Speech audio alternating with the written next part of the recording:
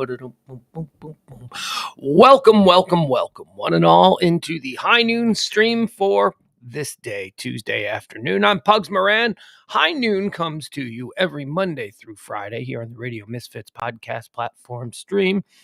It's a current event show. It's hot topics, it's trends, it's headlines, it's hot conversational starters. I don't know.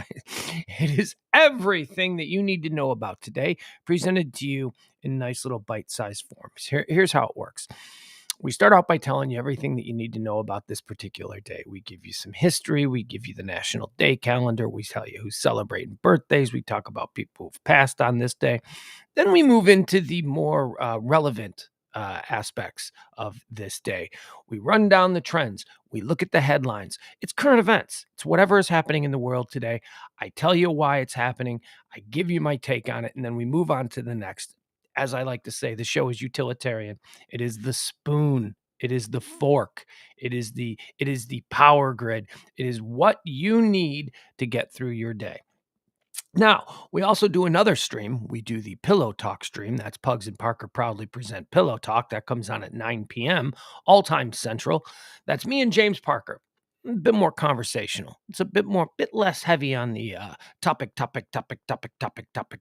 a bit more silly, sometimes stupid. Last night, Kelly, my former partner, joins us. Kelly Moore Mondays, we call it, on Pugs and Parker. So, by the way, if you want to see or hear or listen to or just ingest any of the past shows, you can go to pugscast.com, pugscast.com. What that does is it takes you directly to the YouTube page. The YouTube page is sometimes hard to find because there's a lot of people with dogs. The pug dog is all over the YouTube page. But if you just go to pugscast.com, it'll take you directly to our homepage on YouTube, and you'll be able to find all of the shows there.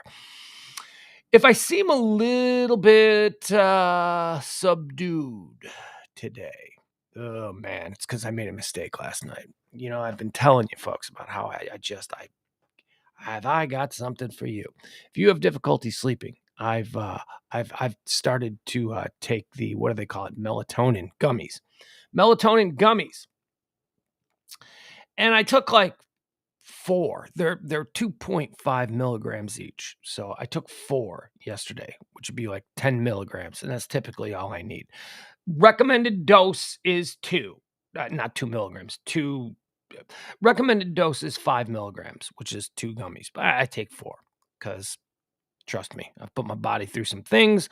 I don't think the recommended dose is meant for me. I think my tolerance has built up to a point where just a little bit more. I need a little bit more than the average bear.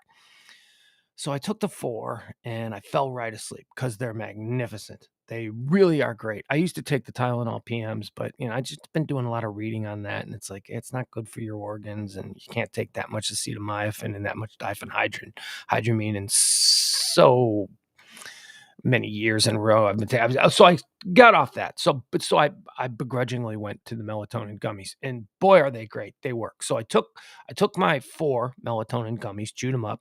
They're delicious.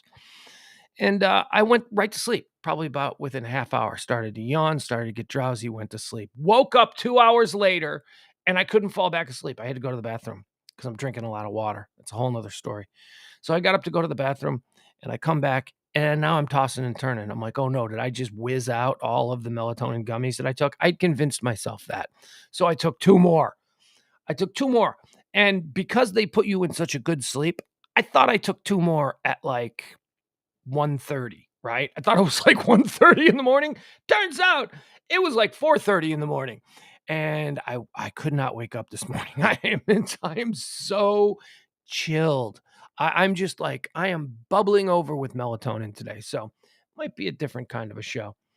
What brand of gummies? That Vita Source, I think, is the name brand. But I bought the Kroger labeled brand, Leslie, which if you look on the back, it tells you what it really is. It's just got a Kroger label on it. They're fantastic. And if you didn't listen to the day that I was explaining exactly what these things do, one of the high points of these melatonin gummies are the trippy ass dreams. Oh, do I have great vivid, awesome dreams on these gummies. They're fantastic. In the Tylenol PMs, they used to really give me a hangover. They used like you'd wake up in the morning. Like with the Tylenol PMs, if I didn't have to wake up, I would sleep 12 hours. That doesn't seem to be the case with the melatonin gummies that I'm taking. However, I took an additional 2 way too late last night, and I have been just not in a fog, just very relaxed, very relaxed. Al says, I always had a hangover when I took the melatonin. Yeah, I don't really have a hangover, I say, as I'm discussing the hangover I'm currently battling. I understand. It's a complete, it's, I don't know, being a bit ridiculous. All right, let's get into what today is. Let's talk about today. Today is the 24th day of the month of May, year of our Lord 2022. It is the 144th day of the year. There are 221 days remaining until the end of the year. 3 things we'll start out with. I didn't really have much prepared here for 3 things. 3 things. Why is it so cold? What's going on here? It was like 100 degrees on Saturday. Seriously, we were out on the lake. Sun was pounding down. I had to put extra sunblock on. It was crazy out there. It was summer. It was August 3rd on Saturday. That's what it was. And now it's like, it's gray and it's cold. What is the current temperature? What are we dealing with here in the beautiful Dallas-Fort Worth Metroplex? Oh my God, it was 62 degrees last night at 1 a.m. All right, it's currently 72. Feels cold. That's why I'm wearing a sweater. It's cold in here anyway. 62 in Missouri. There you go. It's colder there. Hi, Jeff. Jeff's here. Let's say hi to some of the people. We got Al. We got Jen. We got Jeff. We got Leslie. Let's see here. Who else do I jump in here? Where's Byron? No Byron today? No Byron. Byron is almost always Dustin's here. Hey, Dustin. There's Byron. All right, good. Byron, first guy in. That's always it. All right. The other 3 things, number 2 in the 3 things of today. Mavs have me very concerned. There will not be a Pillow Talk show tonight. That's what it is. I'm sorry. No Pillow Talk tonight. Last night was great. If you missed last night, listen to last night. Last night was fun. There is no Pillow Talk tonight. I think the Mavs season will be over, so the interruptions to our 9 p.m. Pillow Talk shows will be no more. Should all things go the way they appear to be going for the Dallas Mavericks. Knock on wood. I would prefer that the Mavs go on a run here, but man, I don't think so. I'm a little bit worried. I am enjoying watching the postseason games, though. Didn't have very high expectations for the Mavs this year, and they really surprised me in the last couple of rounds. So good for them. All right, there you go. So it's cold. The Mavs have me concerned, and that's it. I don't have another. You know what? Tip the show. There you go. That's the other 3 things. Things on my mind. 3 things is supposed to be about. End of the month. It's on my mind. Tip my show if you want. Just treat me like a bartender or a barista. If you enjoy these streams, throw a little something in the coffers. We'd greatly appreciate it. That's how these shows continue to. You fuel them. You fuel them with your kindness, your generosity, your tips. I appreciate all of you. What can I say? I don't like to say the names of the people who tip. I don't know. If you people who tip, you want to say I tipped in the chat room, I will say thank you. But I don't like to put that pressure on people who don't tip because, look, man, I get it. I get it. If you're in a position to help the show, help the show. But if you're not, I don't think any less of you. I just, would rather not throw a spotlight on you if that's something that you don't want to be spotlighted for.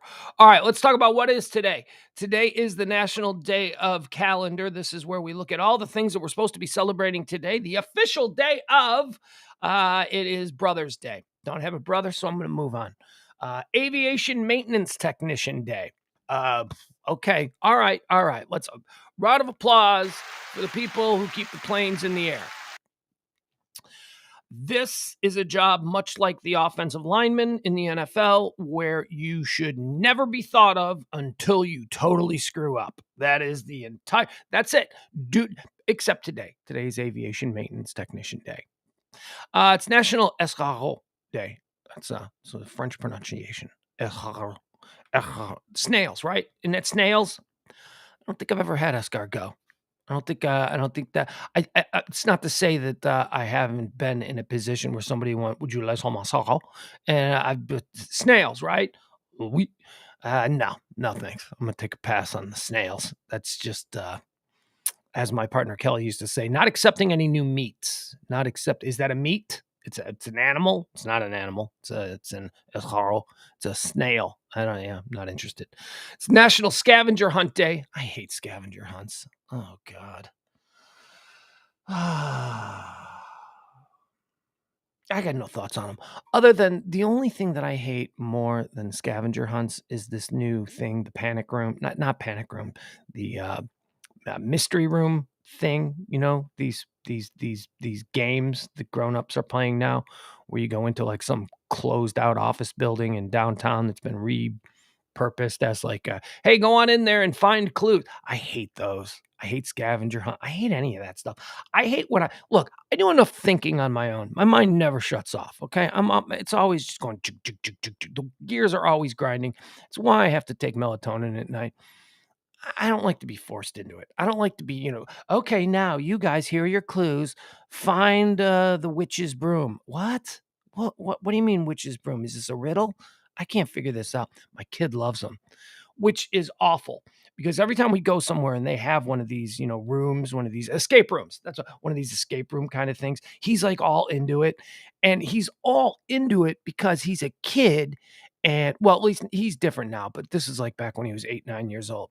He's all into it, but all the pressure is on me because he relies on me to figure everything out. I'm like, dude, I don't even want to be here. Like, come on, Dad, do the quiz, do the puzzle, figure out the riddle. Oh man, I don't want to figure out the riddle. My head hurts.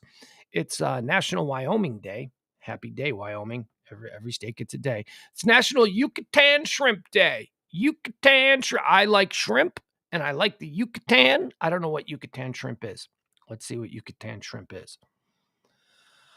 Let's see here. What are we talking about? National Yucatan Shrimp Day. All right.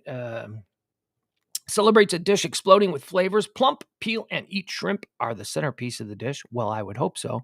And the flavors remind diners of the yummy summer evenings. What's in Yucatan shrimp? Shrimp lovers shouldn't miss out on a dish like this while the Yucatan Peninsula is further south of the Gulf of Mexico. This recipe hails from the waters along Florida's coast. The garlic, butter, and special sauce give it a kick that keeps okay, that sounds good. That sounds good. I'll put any kind of shrimp in my mouth. I like shrimp. I love shrimp. Shrimp is good. I like cold shrimp. I like boiled shrimp. I like cocktail shrimp. I like breaded shrimp. I like jumbo shrimp.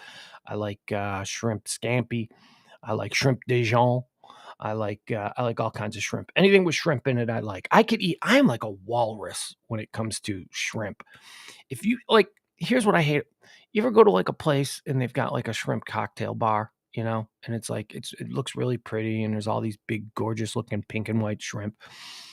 And then, somebody walks up and they take two. I always look at the person who takes two and I'm like, man, that's a lot of pressure on me because I want to take 12.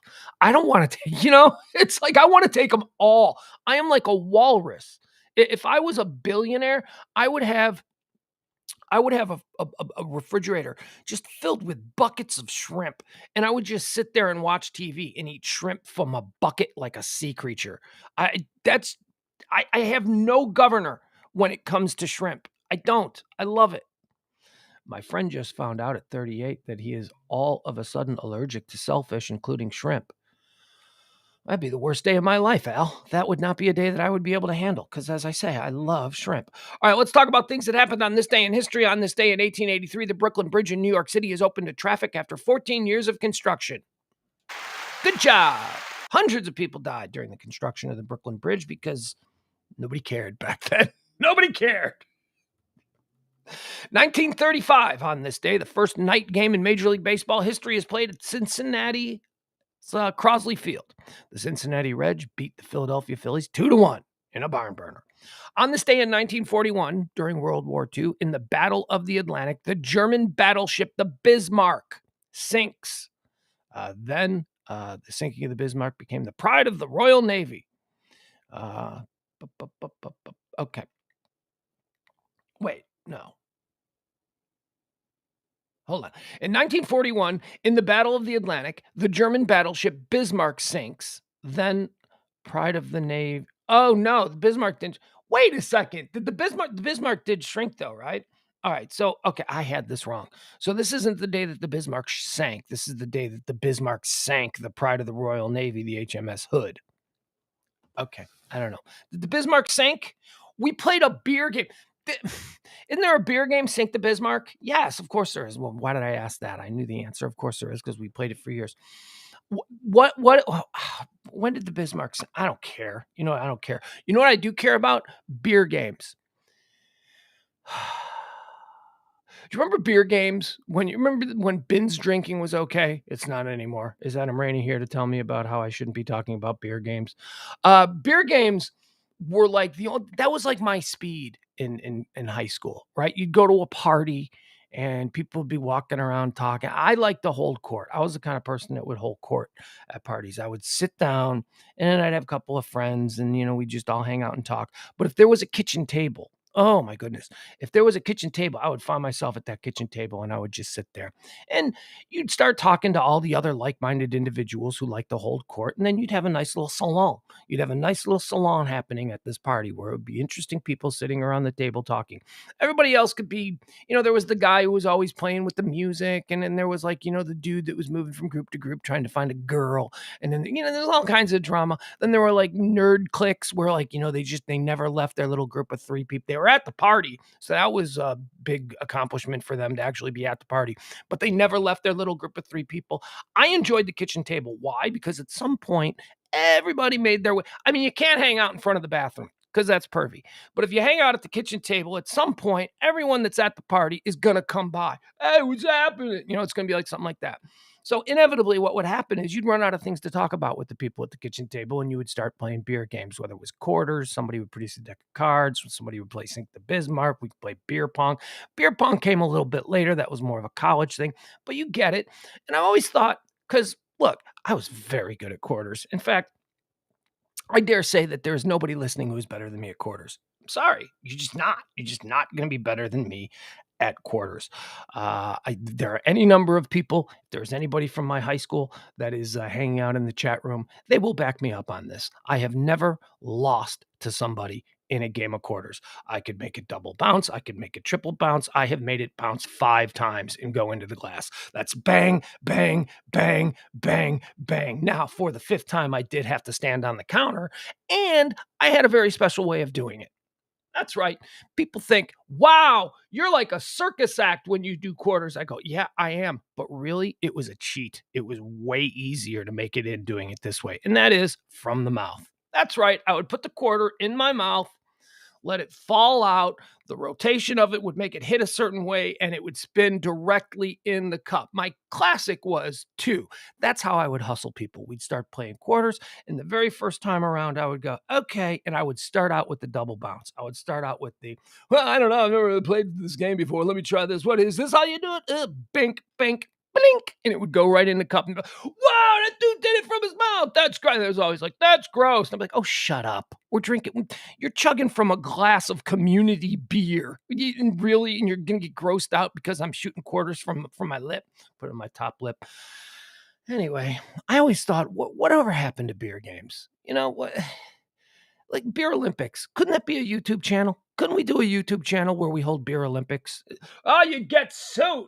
We're in a litigious, somebody would twist their ankle leaving the Beer Olympics and you'd be shut up. Yeah, probably. Anyway, Sink the Bismarck happened on this day. It was a beer game. Not one that I was as good at as quarters, but, there you go. Jeff says, I've never liked playing drinking games. They slowed me down. I didn't want to have to wait to drink. That's the thing. That's the thing about beer games with me, and specifically quarters. I got everybody drunk. Everybody, because you didn't lose your turn until you missed. And I rarely missed. In fact, when I was playing quarters, I would gauge the table and I'd be like, okay, it's time for me to miss because somebody else wants to play. But it was always like, oh, and then there was that thing where you'd start picking on somebody at the table. I was always a cute girl. It was always a girl that I wasn't necessarily, trying to get with, but a girl that maybe I liked, maybe I had a relationship with, and then you'd go ahead. And then she'd go, I challenge you. Like if you make it, blink. clink. And by the way, every school had different rules for quarters. I recognize this. But if you make it in the glass, like it's my turn, blink, blink, and it goes right in. And then I go, there you go, Allison. You got a drink. And she has the choice to either just drink her one drink of beer or she can challenge me. And if she misses, she's got to drink twice. And if she beats my challenge, she makes her challenge, then I got to drink and I lose my turn.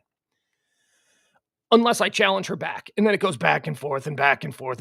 And I never missed. Nobody ever challenged me. It was always just, they were resigned to their fate.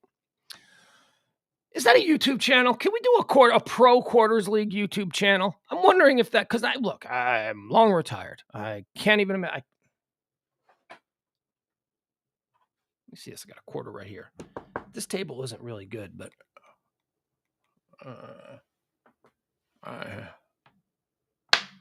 yeah, this table's dead.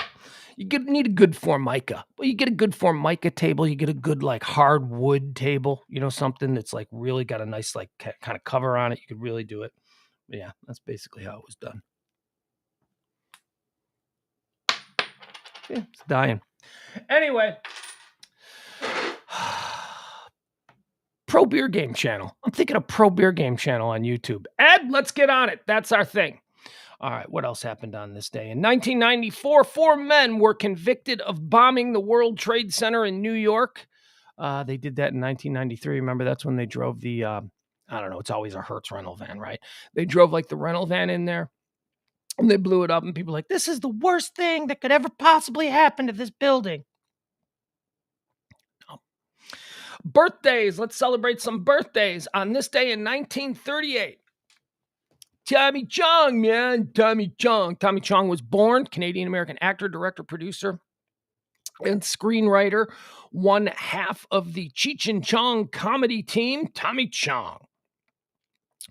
Tommy Chong went to jail for, is it raining now? Here it comes. It's raining now. Tommy Chong went to jail. How did this work? It was like such bullshit. It was like, oh my God, really? You're putting Tommy Chong in jail?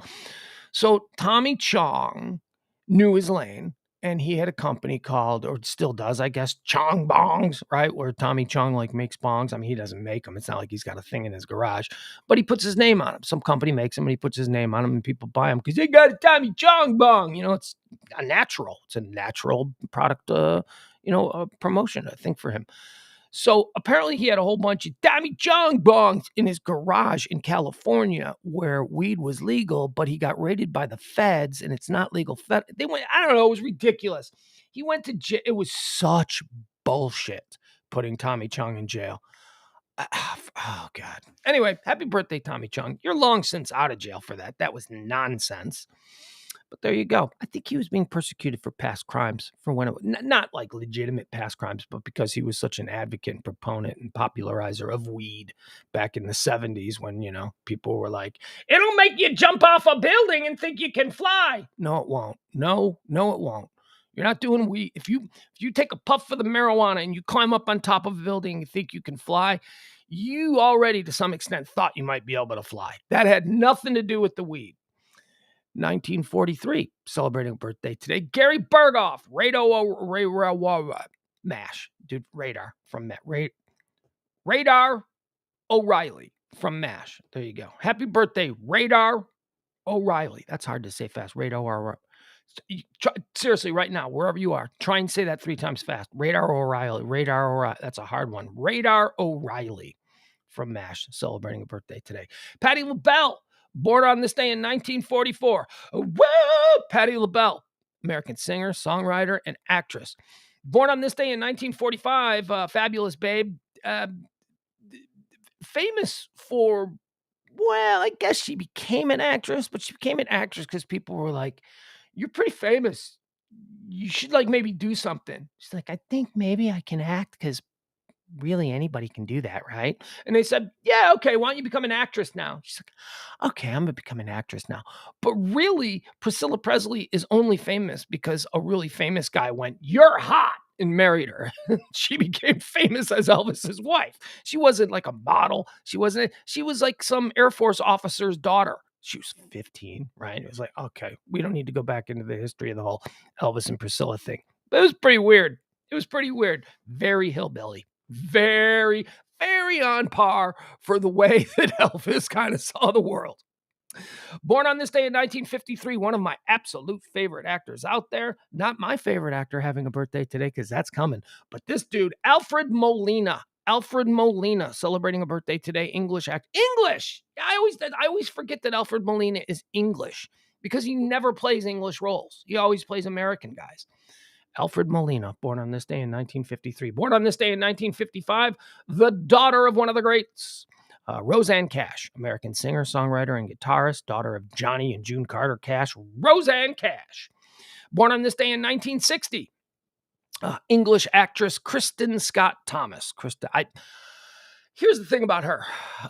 Was she in The English Patient? Something like that, right? She was in like a whole bunch of like movies that I would never see because she's like she's like, oh, it's such a good movie. Kristen Scott Thomas is pass. Oh, it's such a good movie. Rafe Fiennes is it pass. I will not see movies that those people appear in. However, Kristen Scott Thomas is the star of my new favorite TV show. And that's right. I told you about it yesterday. I was only 3 episodes in. Well, now I'm 5 episodes in, and it is so good. Slow Horses on Apple TV. Gary Oldman, Kristen Scott Thomas. They play adversarial leaders of MI5, the British intelligence agency, and Kristen Scott Thomas is like one of the top rank. She's second desk, which is like the assistant to the top person, and she's not assistant like, can I get your coffee, sir? No, it's like she's second in command. She does all the actual work while the top person goes and shakes hands around the globe. But she's like the legit second in command. And then Gary Oldman plays this guy who was this great British super spy who's like at the end of his career, and he's in charge of all of these like people who have screwed up, like all of these spies who have had unfortunate ends to missions they were on with MI5, and MI5 doesn't know what to do with them because they can't have them be a part of the actual above board spying intelligence thing. Is that a thing? Above board spying? You know what I'm saying? So they get sent to this like special division, and that division is called the Slow Horses because they're like, but they're not. It sounds like a Bad News Bears thing, but it's not. It's not a comedy, although it is funny. Gary Oldman is very funny as the boss who just wants, but not like, The Office funny, just funny. Like, oh, that's a great character Gary Oldman's playing. That guy hates everybody he works with, and he's the boss. And his job is kind of like to make these I call them dimwits, but they're not dimwits. His job is to kind of make these slow horses everyday lives so steeped in bureaucracy and paperwork that they all quit, and then they can be done with them. But they don't quit. They actually, and they're not like they're not like bumbling. These are people who are like real intelligence agents who just flip of the coin. Some shit went bad on their missions, and now they're not fools, but they are known in the industry as slow horses. And Kristen Scott Thomas is so good in this. Evil. Oh, you're saying that the head of the British intelligence agency, MI5, is evil? He's kind of evil. Yeah, a bit duplicitous. A bit, anyway, it's very good. If you have Apple TV and you like espionage, it's not espionage like James Bond or Austin Powers. It's like real world espionage. It deals with terrorism and that kind of stuff. It's really good. It's really good. Anyway, there you go. Happy birthday, Kristen Scott Thomas. I would have never seen a movie that you made because they were always stupid British things, but now you're really good in this, so I actually like you. Happy birthday, Hector Camacho, born on this day in 1962. Hector Macho Camacho, Puerto Rican-American boxer. He died in 2012. Didn't know that Hector Macho Camacho was dead. Great nickname. All right, born on this day also in 1962, umbilical cousin of Hector Camacho, Gene Anthony Ray. Do you know who Gene Anthony Ray is? He died. He died in 2003. Born in 1962, died young. Do you know who Gene Anthony Ray is? I didn't. The only reason he made the list is because I saw his picture. If you're Gen X, you remember Leroy from Fame. Remember Fame? I'm gonna live forever. Leroy from Fame, the black dancer. Gene Anthony Ray. died in 2003. Born on this day in 1962. Born on this day in 1965. You know, when I mentioned Alfred Molina, I said that he's one of my favorite actors, but he's not my favorite actor celebrating a birthday today. Oh no, because today is the birthday of John C. Reilly. John C. Reilly. John C. Reilly. Oh, well, okay. So I've made no secret of the fact that I love the Paul Thomas Anderson movie. He is a Paul Thomas Anderson stable actor, meaning certain directors have a stable of actors that they like to work with. John C. Reilly's career was made by Paul Thomas Anderson, and I'm telling you, he can do it all. He can do it all. He can do serious stuff.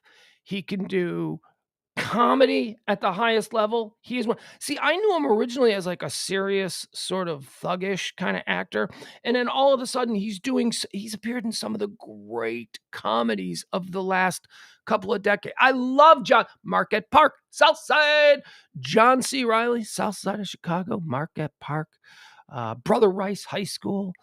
I don't know where I went to college. That's all I'm out of. But man, I'd love me some John C. Reilly. John C. Reilly draft. Oh, you better believe it. You better believe that when we get on to one of my favorite actors of all time, we're going to do a draft of his finest works, and this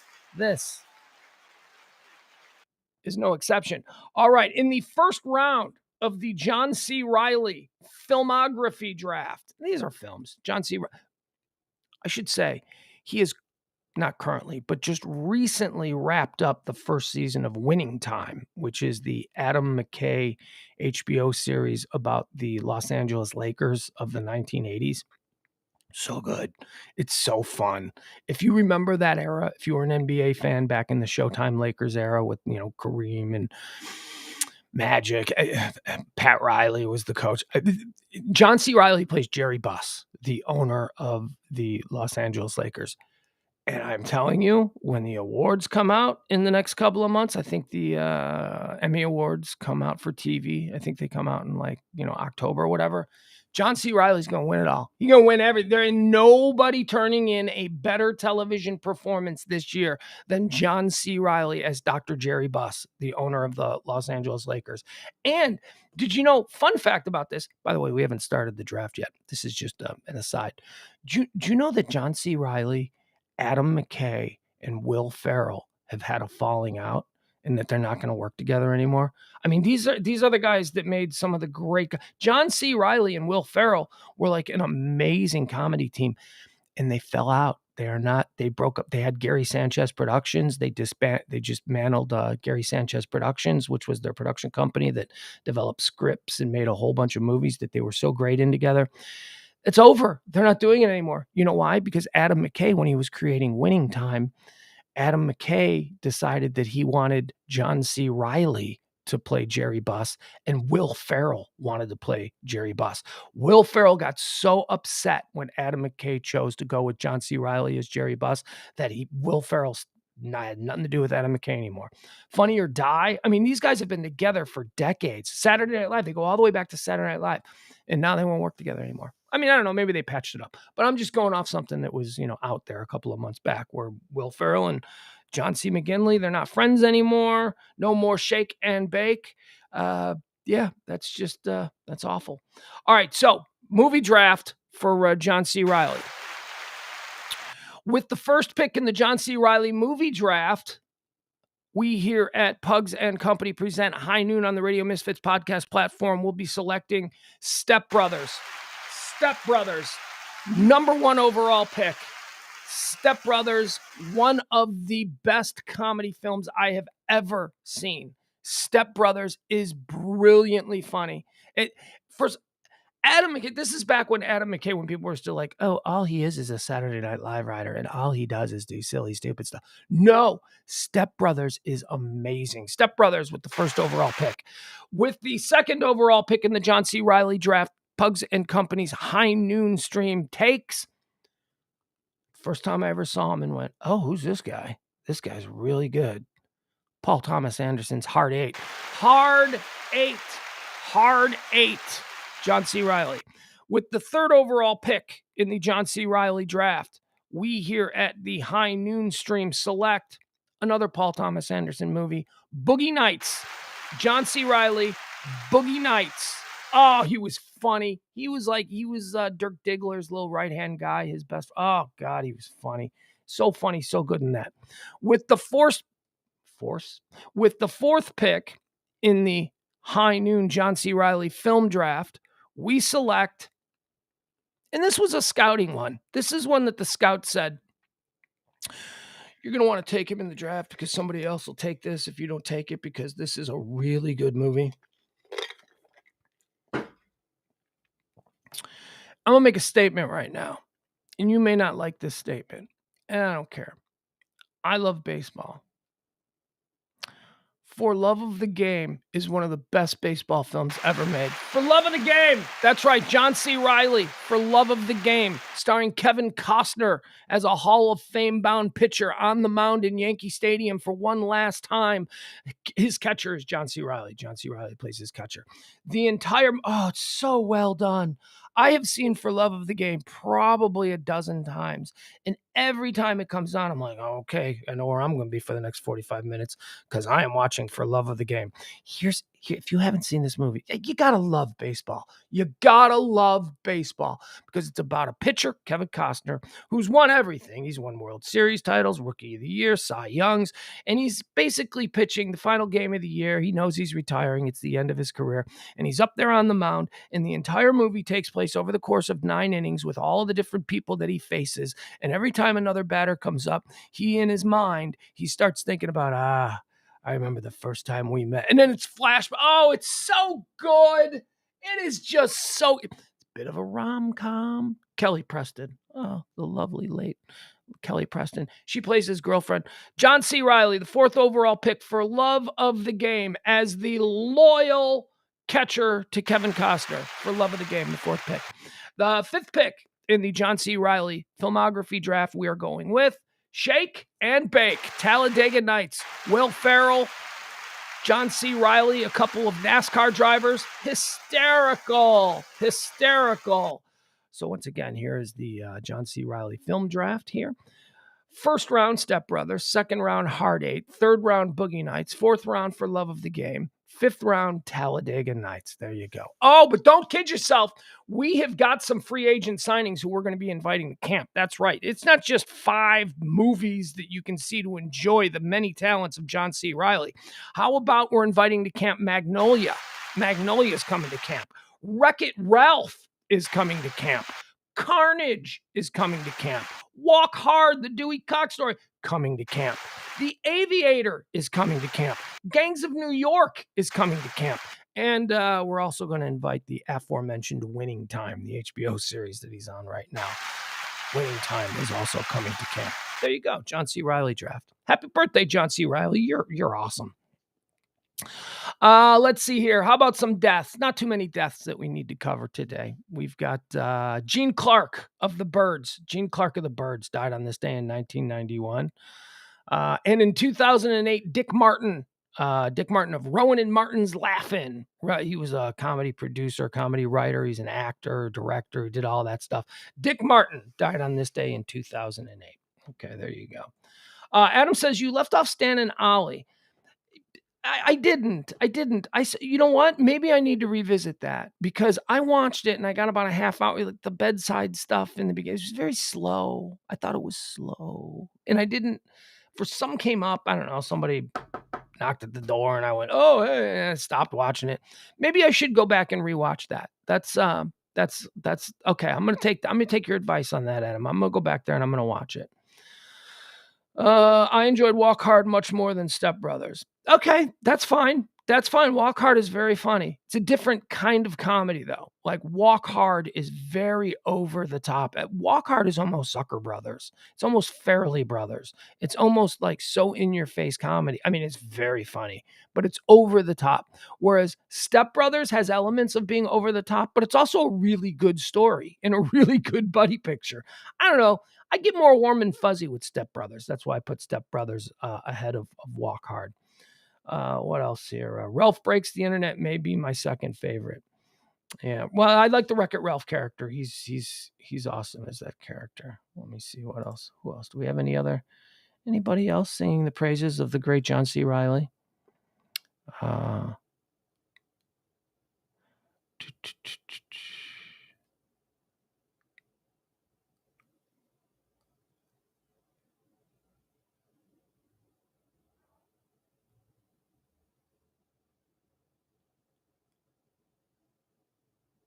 Sorry, I'm just I'm just scanning through.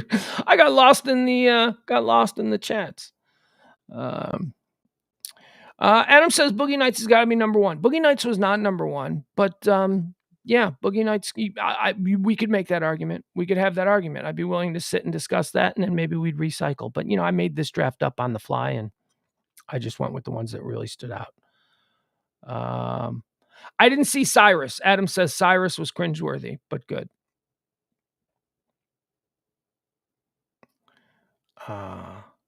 What's his breaking news? Al Gamboa says Steven Tyler is going back into rehab. Is that a thing? What? I shouldn't laugh. But hold on. Let's see here. Let's see if this is true. Let me just see where Steven Tyler's going on. What's going on with you, Steven Tyler? Are you going back into rehab after Yeah, look at that. Look at that. Okay. All right. We'll start with this then today as far as things that are trending. Breaking news. Steven Tyler checks himself back into rehab after relapsing on drugs. You know what, Steven Tyler? Screw you, dude. You ruined my 21st birthday. I've told this story a million times. My 21st birthday, my first legal drink was binge drunk in the parking lot of the World Music Theater. My 21st birthday, we're going to see Aerosmith. And Aerosmith at that point was like, we're all clean now, so that means no alcohol at the concert. So what was the point of that? What do you mean no alcohol at the concert? Are you so weak that you can't be on stage while people in the audience are having a cold beer on a July 20th evening or are you just going, we don't drink, so you don't drink? Either way, you're a piece of shit. God, they ruined my 21st birthday. So instead of me waiting in line and getting like a $12, 10-ounce cup of beer in one of those, concert cups. I don't know if you remember concert cups of the 90s, but they were made out of like wax paper. And by the time, with the combination of the heat, the humidity, the beer inside of it, by the time you got back to wherever you were sitting, the cup was basically just evaporating. And it's like, the cup is going. So instead of me just having a couple of reasonable beers, we were alerted to the fact that there was going to be no alcohol. And I can't have a 21st birthday. So we just pounded a bottle of Southern Comfort in the parking lot. Binge. Not going to get away with not letting us drink. And then it was awful. It was awful. God. Thanks, Steven Tyler. And now what? Here we are like 30 years later and you can't handle your mud. You got to go back in after ruining a man only has one 21st birthday, Steven Tyler, and you took a big Amber Heard right on my 21st birthday. Steven Tyler has relapsed and voluntarily checked into a rehab, his Aerosmith bandmates revealed. As many of you know, our beloved brother Steven has worked on his sobriety for many years. Yeah, I know. The band wrote of the singer, 74, in a joint statement on Tuesday. After foot surgery to prepare for the stage and the necessity of pain management during the process, he has recently relapsed and voluntarily entered a treatment program to concentrate on his health and recovery. Statement concluded by sharing Aerosmith's plans to cancel the first set of their Las Vegas residency dates in June and July. Just disappointing more people, Steven Tyler. I mean, I think Aerosmith is fine. I mean, obviously, I wanted to go see him on my 21st birthday, but I didn't think you were going to just... Steven, if you're going to ruin my 21st birthday with your crazy dictatorial rules, I would expect that you just stick to it. Don't fall off the wagon. Don't fall 30 years later. What the hell? Oh, my goodness. Okay, here we go. We've got something else happening here. All right, hold on, guys. Give me a second here while I pull this up to see if this is real.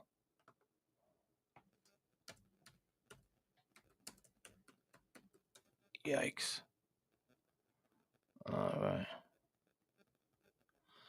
All right. Hold on.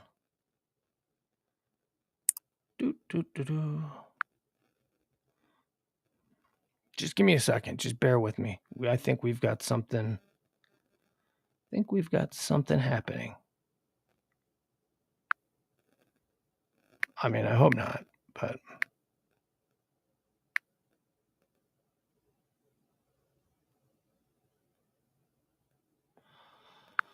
Okay, let's see.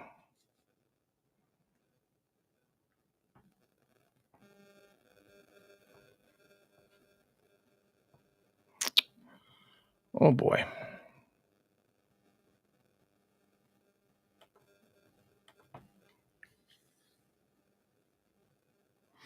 All right, so I'm seeing reports here out of Uvalde County in where is Uvalde County? Let's see. Let's see if we can figure this out.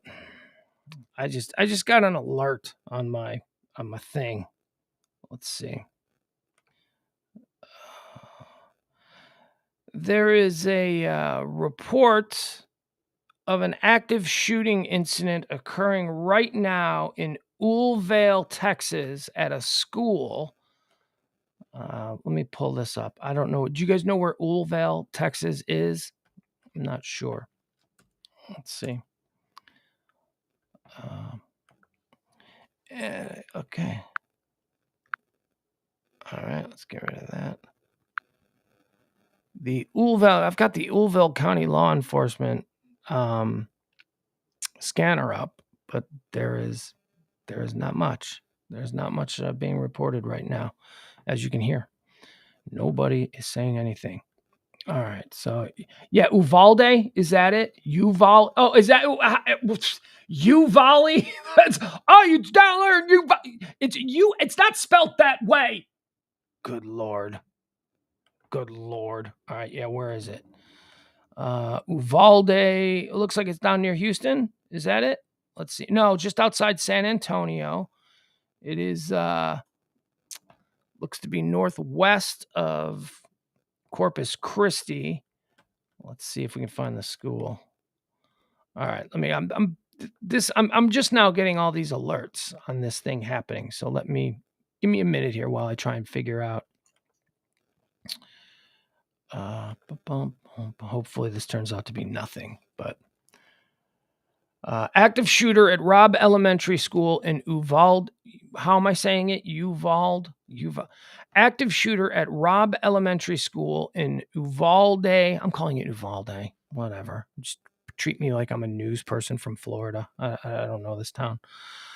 Police and other emergency services in Texas are responding to reports of an active shooter at Robb Elementary School in Uvalde. Local officials and witnesses say only few details are currently available.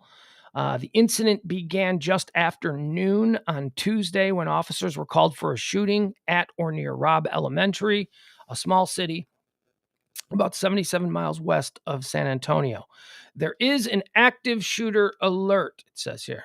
There is an active shooter at Robb Elementary. Law enforcement is on site, the school district said in a statement.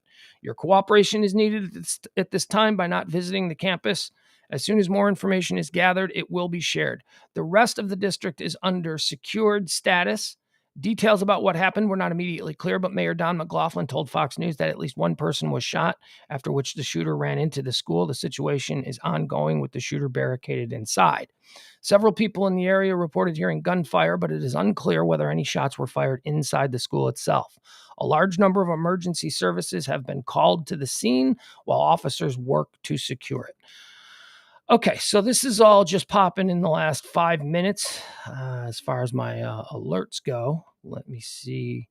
Give me a second here to just kind of figure out obviously it's a distressing story, but let me see if it's the kind of thing that we need to cover here ongoing or just.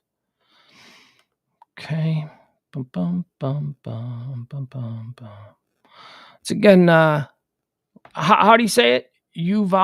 Uvalde is the common. Okay, thank you, Russ. Uvalde County in Texas.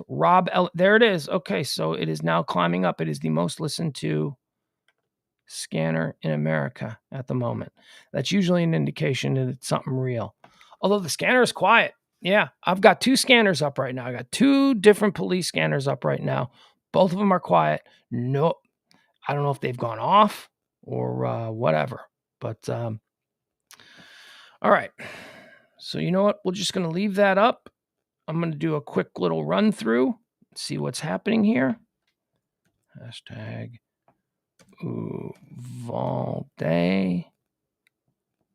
Uvalde. All right. Let's see. Let's see here. Intel Point, which does a lot of crime reporting. Breaking news: active shooter reported at Robb Elementary in Uvalde, Texas. School officials confirm that there is an active shooter situation on campus. A large police response is underway. No word on injuries at this time. More information as it becomes available. All right, let's go to the absolute latest. This was within 1 minute ago. Okay. Yeah, okay, so it looks like all of the news sites that report on these kinds of things seem to now, within the last couple of minutes, be all over it. Here's a statement from the Uvalde School District official account. They say there is an active shooter at Robb Elementary. Law enforcement is on site. Your cooperation is needed at this time by not visiting the campus. As soon as more information is gathered, it will be shared. The rest of the district is under a secure status. Okay. At least one person has been known to be shot right now. Shooter is barricaded inside the school. There is a large police presence on the scene. Okay. All right, let's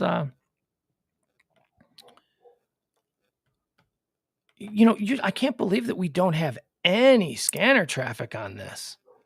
There is absolutely put this up. Is it on mute maybe? No. It's not. It's not on mute. You know what? Let me see if other. Let's check. Let's see what's happening here. Are any other scanners working?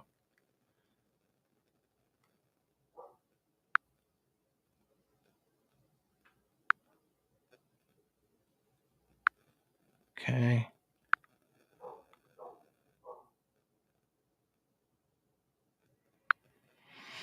Hmm. 19, go to channel 2. Okay, scanners are working. Just Uvalde, which is at this moment the #1 listened to scanner in the country. It is they're just quiet. They're quiet on the scanner. How big of a town is this? Well, we'll find out in a minute here. We'll look at it.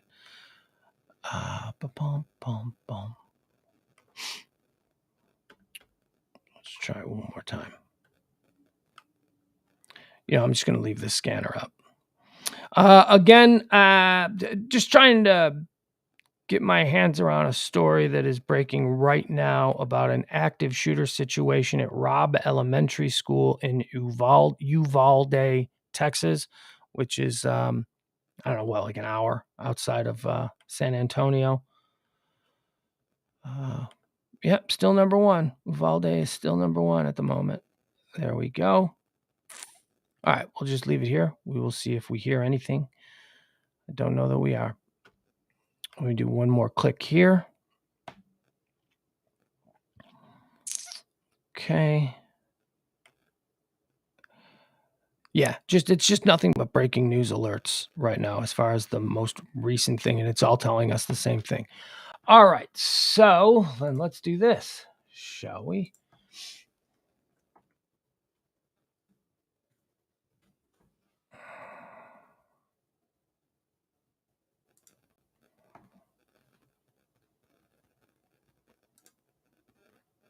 Okay. All right, let's see what we're looking at. So here, this is going to be Uvalde, Texas. Let's pull out a little just to get our bearings on where it is. So yeah, you see it. It's just it's southwest of San Antonio. Maybe I think it was described as northwest, southwest of San Antonio. Let's not a big town. Not a big town. All right, now let's see if we can find Robb Elementary School in here. see where this is going on.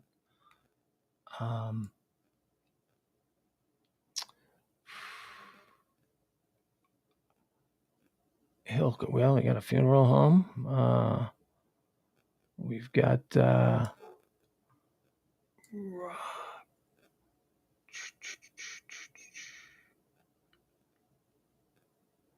there's Anthon Elementary School over here. All right, so let's look in a different area.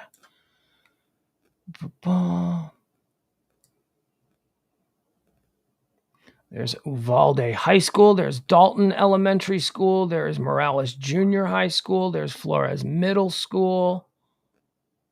Do not see Rob. Typically on these things, on these maps, they will put up a red flag that lets you know where something is occurring. Over in this area.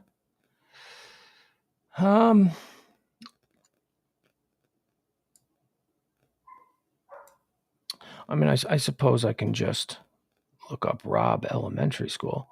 All right, so there seems to be a bunch of schools over in this area.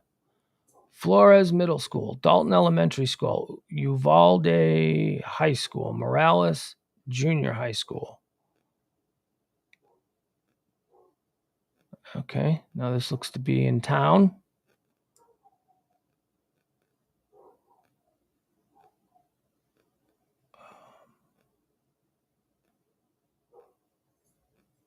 Okay, so here's what I'm going to do. It's probably somewhere right where I was looking for it. Okay.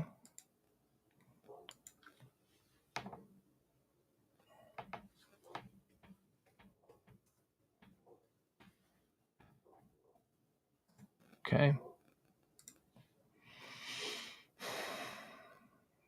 Oh, it's over by the funeral home, the first place that I saw. There it is. Okay.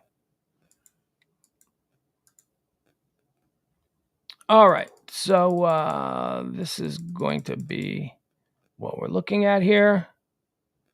This is the school. Reports say that there is a shooter, an active shooter here at this school. He is barricaded inside. Let's see what the latest is. Boy, the scanners are just absolutely quiet. There is nothing. They are not broadcasting. Which is odd. Robb Elementary is on lockdown following reports of an active shooter. All campuses are on lockdown due to gunshots in the area. Active shooter situation underway at Robb Elementary. Nobody is posting any videos from the scene. Just some pictures, some still pictures, which is essentially what we are looking at here.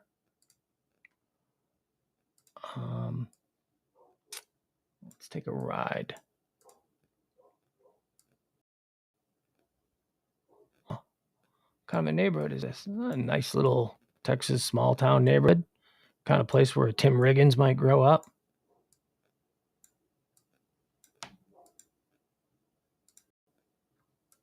What's that sign say? All right. Well, I don't know. We're going to watch this. Okay. So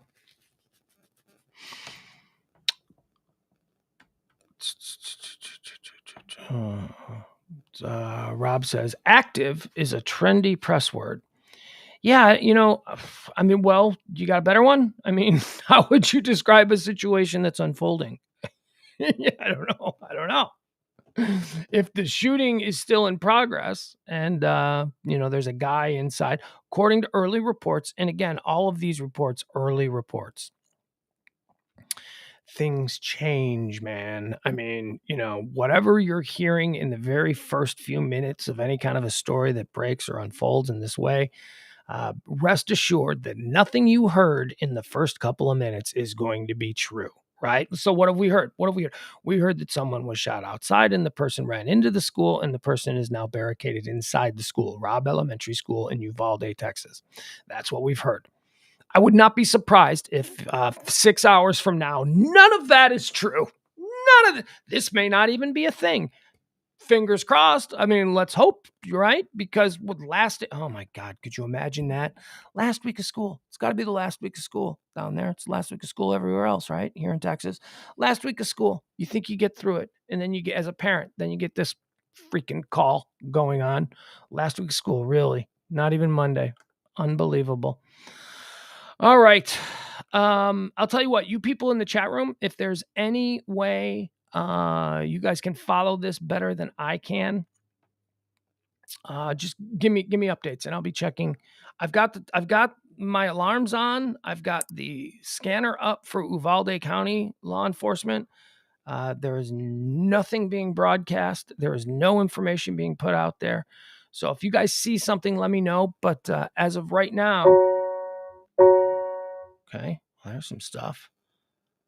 Okay. All right. Nope. Those are just more alerts. Those are alerts to the active event. A mass shooting is being reported in Uvalde County, the city of Uvalde. Uvalde. Am I saying this right? Come on, Texans, get my back here. Uvalde, just outside San Antonio. The scanner for Uvalde County has been up now for 8 minutes and 25, 26, 27 seconds, and there has not been a peep. So I don't know. All right, let me do one more. Let me do one more quick check, see if there's anything new. Any new information? Yeah, no, the only thing that we're seeing here are the same reports being recycled. The Uvalde County Independent School District's tweet is being recycled. And again, I'll read that tweet to you. There is an active shooter at Robb Elementary. Law enforcement is on site. Your cooperation is needed at this time by not visiting the campus. As soon as more information is gathered, it will be shared. The rest of the district is under a secure status. Now, it should be noted that, you can roll your eyes, oh, whatever. That's incredibly important. That's a big detail in this whole situation. That is the school district. The school district themselves, ground zero, for lack of a better term. The people who are in the middle of this are tweeting out officially to the rest of the world that this is happening. So something is happening.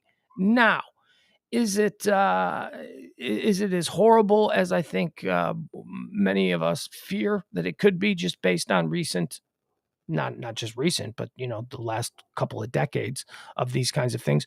Or is this just, see, again, I always talk about these situations and how I have been forced now to compartmentalize the way I see these stories. You have situations like the Buffalo, New York supermarket, where that was a crazy person just looking to slaughter innocent people. I'm crazy. I've had it with this life. I'm going to take out a whole bunch of innocent people. You're all dead. There is that. That's one compartment in my head.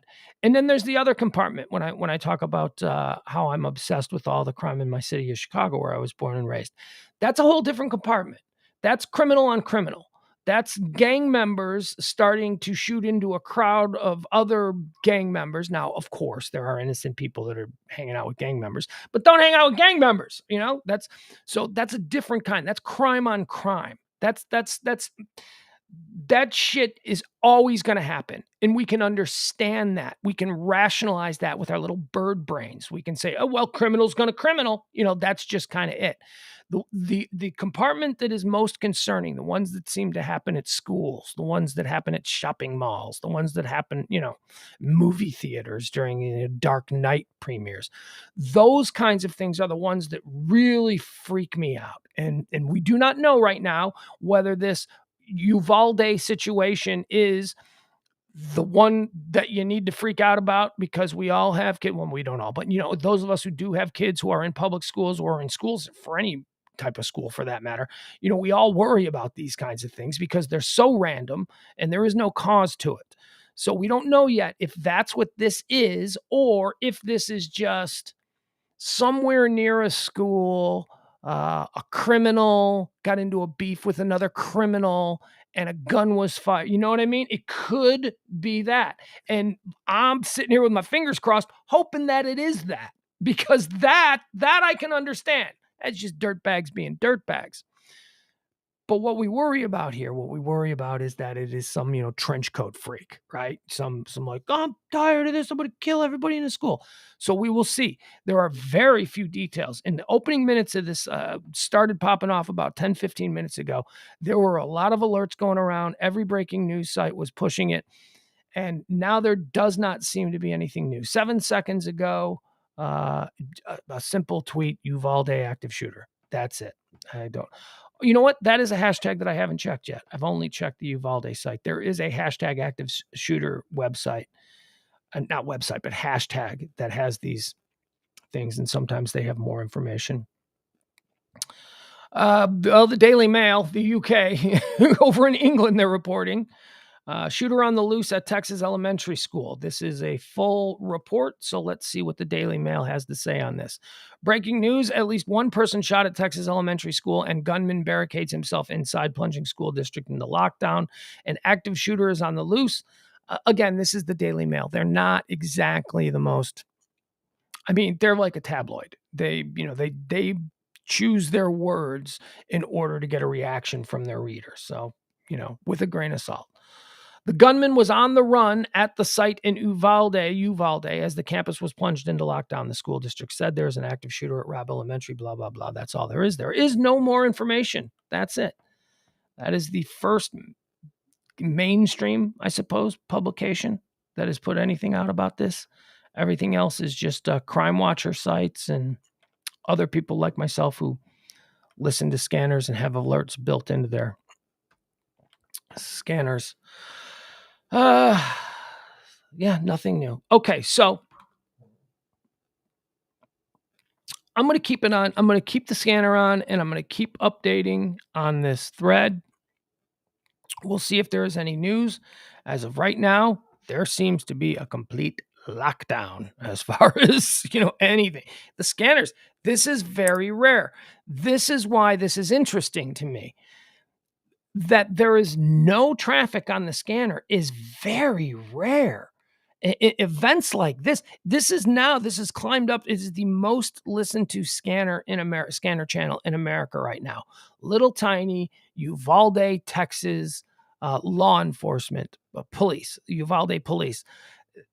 It's number one in America right now. And in 14 minutes and 43 seconds, there has not been a peep on this scanner. I don't know what to make of that because that's so rare. That never happens.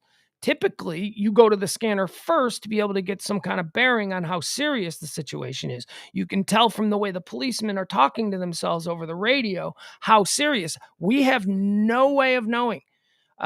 Even if this was nothing, if there was no, okay, false alarm, not a big deal.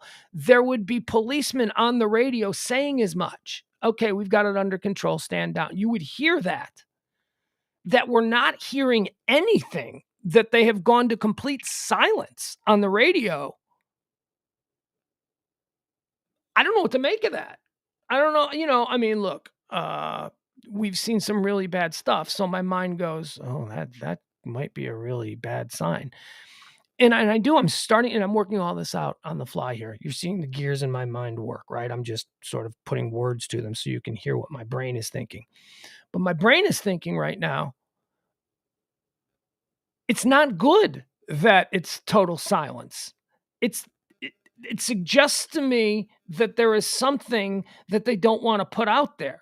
Whereas if there was a situation that they had under control and that it was over and that it was just, what I said, some criminal getting into a beef and then running towards the school, that would have been reported. That's a non-thing. That's like, okay, boys, we got it under control. You can stand down. We don't need any more. But that there is nothing that they have said, go off the radios. That suggests, could be anything. You know what it could be? Honestly, it could be, now that I'm thinking this through, it could be because of the reports of a barricade situation. If there is a shooter who is barricaded inside the school, it would make sense to me for the police to go off the radio on the off chance that the shooter himself has a scanner. I do. Tens of thousands of other people who are all over the country, all over the globe for that matter, who are listening into this right now, those people all have scanners. So maybe that's a thing. But still, that suggests that it's not over and that they are somehow, involved in a current situation. By the way, the alert has not been retracted. Active shooter event is still being posted. Those typically, once they end, it will say resolved. It will say resolved, or they'll just rescind it altogether. But there is nothing happening here. There is a complete darkness. Active shooter reported at elementary school. Okay, so now here's some news stories. All right, now here we go. Now we have the first people to report this are always the online crime groups, the people who just, I like to imagine that there's a whole bunch of people who are like, paralyzed from the neck down, who do nothing all day except just lay in their bed and listen to scanners, and that those are the people that get these stories first because they honestly are not going anywhere. What you always get is you get those sites. You get those sites that report it first. You get those people that fled to the scanners. Those are the reasons that then people like me, the second tier, start to get our alerts, and then we jump on them. So those happen first. The Crime Watchers website, or the Active Shooter News thread, or whatever. Those things happen first. Then, after some of the, T's are crossed, I's are dotted, and boxes are checked, then you start to get the more mainstream news services, the larger apparatus news, legacy news services that come in. And now I'm starting to see that. NBC News, just within the last couple of minutes, developing. Police are responding to an active shooter at a Texas elementary school, Uvalde Consolidated Independent School District says. Okay, so that's from NBC. So now NBC has got this thing going.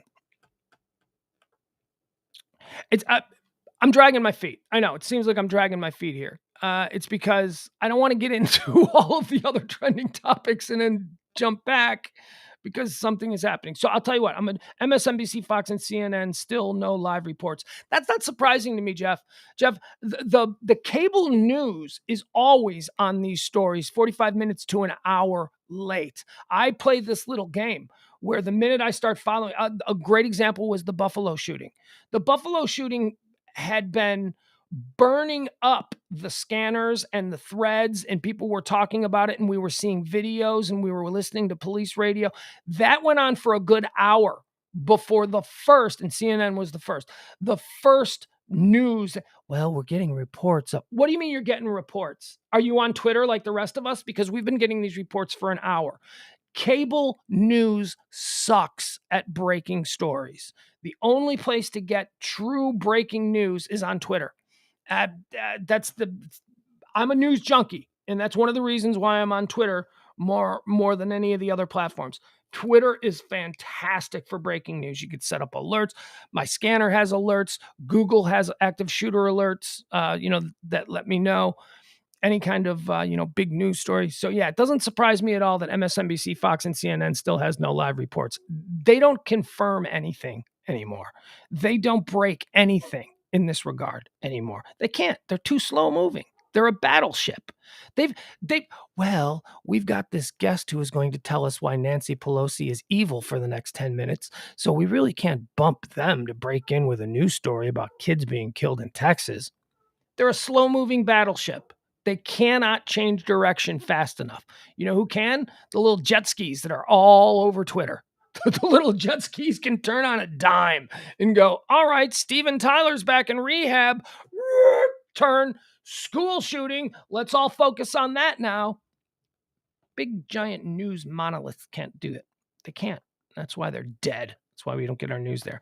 All right, let's talk about some of the other things that are trending. If you guys see anything that's happening in the news, anything that breaks, anything that pops off regarding this shooting, any new information, hopefully it's information that tells us that it's over and that it was all a big, that's good. Let me know. I'll be monitoring the chat room for that. But we'll move on to the rest of the topics that are trending today. Headlines, hot topics, current events, all the things that people are talking about. Kiev, or do you say Kiev? I say Kiev because the people in Ukraine, they want it to be pronounced Kiev, and they live there. So Kiev, not Kiev.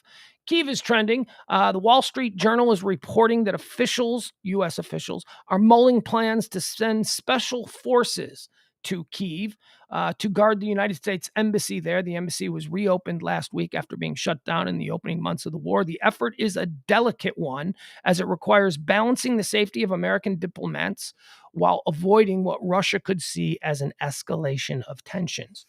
All right. There you go. That's why that's happening. Dow Jones is trending. Let's see what's happening with the Dow Jones. It was trending because it was down 500 points 2 hours ago. Dow Jones. Let's see where we are now. Are we rallying? Oh, okay. All right. We rallied a little bit. We were down 500 points a couple hours ago. Now we're down 90. That's just a bad day. Dow closes down 90. It's just a bad day. It's not a terrible day, but okay. So there you go. So it rallied back a little bit. Dow Jones is trending. Baby formula. Baby formula is trending. It's been trending the last couple of weeks. People can't find baby formula. It's such a weird thing to go missing. We're not missing, but it's like... So, baby formula is trending because the CEOs of what is that? Purina? Like who makes baby? I don't know. Whoever the people are in charge of making and selling baby formula in the United States have been called to appear in front of Congress, which is hysterical because last week the United States Congress tried to pass an emergency baby formula thing. I don't even know what that means. What is an emergency baby formula thing? Where they ensure that they can start getting baby formula distributed to the places where it needs to go. And half the Congress said, no, we are not going to let Biden and Pelosi feed babies. So that went down, and that was weird. But now that very same Congress is like, we need all the CEOs to come and tell us why there's no baby formula on Target shelves. Okay. All right. People are all over the place. Nobody cares. Except for mothers with starving babies. Actually, you know what? A lot of people care. I take that back. Monkeypox. Talk about nobody cares. Monkeypox is trending. Don't try and scare me with your monkeypox bullshit. I'm tired of the monkeypox shit. I am not going to be afraid of monkeypox. I'm not going to not go out to a restaurant because of monkeypox. This isn't like coronavirus part 2. This is friggin' monkeypox, okay? Why is monkeypox trending? Because CDC officials, they sound the alarm for gay and bisexual men as monkeypox spreads. Apparently, that's not the only thing that's spreading. They say that if you have sores or lesions on your anus, on your rectum, or around your ball sack, that you could have monkeypox. My favorite Jeff Foxworthy bit. You could have monkeypox if... Okay, so what is this? Why is it always like gay and bisexual? What? It's always from Africa, and it's always initially spread. Oh God. So there you have it. They're saying the monkeypox is being spread. CDC now. This is CDC. This ain't Tucker Carlson. This is the CDC. CDC officials are sounding the alarm for gay and bisexual men. Hey, you're spreading the monkeypox. Okay, whatever. Depp Heard. The Depp Heard trial is also trending today. We are ramping up to the end of this endless, crazy American circus that we've been watching now for a couple of weeks. The big news in the Depp Heard trial is that Kate Moss is going to appear as a rebuttal witness for Johnny Depp. Kate Moss and Johnny Depp were an item back in the 90s. Oh, they were quite the couple, quite the train wreck couple. Drugs and booze. And I bet you Johnny had the best times with Kate Moss. It's because that's like when Johnny Depp was Johnny Depp. When Johnny Depp was like roguing it up, when he was, just always drunk, always, doing blow. He had this like just smoke show supermodel girlfriend with him, and she's all coked up, and they're just partying, and that's like, I bet you when Kate Moss shows up on the stand, Johnny Depp's gonna smile. He's gonna be like, good time. We had good times, didn't we, Kate? The reason that Kate is being brought up as a rebuttal witness for Johnny. She's being brought up for Johnny. She's being brought up because Amber Heard's attorneys referenced a story that occurred between Kate Moss and Johnny Depp from like 25 years ago, where something occurred on a staircase. Johnny pushed Kate Moss on the staircase. And so Amber Heard's legal team last week made it seem like, well, he's done it before. Poor Kate Moss. Look what he did to poor Kate Moss. And Johnny Depp whispered to his attorneys, let's get Kate on the stand. Kate and I are tight. Kate loves me. Let's let her talk about the staircase incident. So that's coming up. And it's going to be nothing. It's going to be Kate Moss is going to be like, it was reported that he pushed me, but really I was like completely jacked on blow and wearing 12-inch heels, so I slipped. It'll be like that. That's what it'll be. Also, Heard's team has rested. They're done. They're like, we've done our job of completely destroying this young woman's career. We rest, Your Honor. Also, a doctor testified for Amber Heard's side that, Johnny the bottle, she threw a bottle at me and it cut my fingertip off. Well, a doctor testified that that's not what happened. That doesn't look like a fingertip got cut off. So whatever. There you go. That's what's happening in the Depp Heard trial. Now you're all brought up to speed, so you don't have to watch 1 second of it. Caitlin Armstrong, we talked about her. She is the sexy redheaded yoga girl who killed Mo Wilson, who was a highly regarded young bike rider girl. Love triangle. It's a love triangle in Austin. Mo Wilson was having an affair with Caitlin Armstrong's boyfriend, Colin Strickland. And Caitlin Armstrong killed her. The police were like, we know who killed her. It's Caitlin Armstrong. Let's bring Caitlin Armstrong in to talk to her about it. So the police bring Caitlin Armstrong in. They're like, you killed her, didn't you? And she's like, no. And he's like, yeah, we think you did, but we don't have the ballistics, so we can't really pin it on you. So we're going to have to let you go. And she goes, okay, bye. And she left. And then like a day later, the ballistics came back and they're like, yeah, it was her gun. Her gun did it. We got it. Let's go find her. And she's gone. So Caitlin Armstrong is gone. She's in the wind. She's been gone since the 17th. There is a nationwide U.S. Marshals manhunt looking for this very sexy 34-year-old redheaded yoga teacher from Austin, Texas, driving a black Cherokee. They are now saying, after some reports, I crowed last night like a crow. I crowed last night saying, I predicted that she was coming to Dallas, and they said that she was seen or spotted. Reports came out of Dallas that, we saw her. She was somewhere. And that was reported by Ed Lavandera of CNN last night. That's dumb. That's not a thing anymore. That's not they believe the cops are like, we think she's still in Austin. Where's she going to go? She's not going to go anywhere. So the police think she's still in Austin, and her father, Caitlin Armstrong's father, is now speaking. And believe it or not, but her father said, and I swear I was so shocked by this. Her father, in an interview, they're like, do you think your daughter killed this woman? And her father goes, no, not at all. That's not like my daughter at all. Why are you even wasting your time with the father? What do you think the father's going to say? That's his little princess. I can't blame the father for saying, nope, this is not like my little princess. This is not. So here you go. That's why Caitlin Armstrong is still trending. Mexico and is trending alongside 11 dead. Man, this was right out of an episode of Narcos.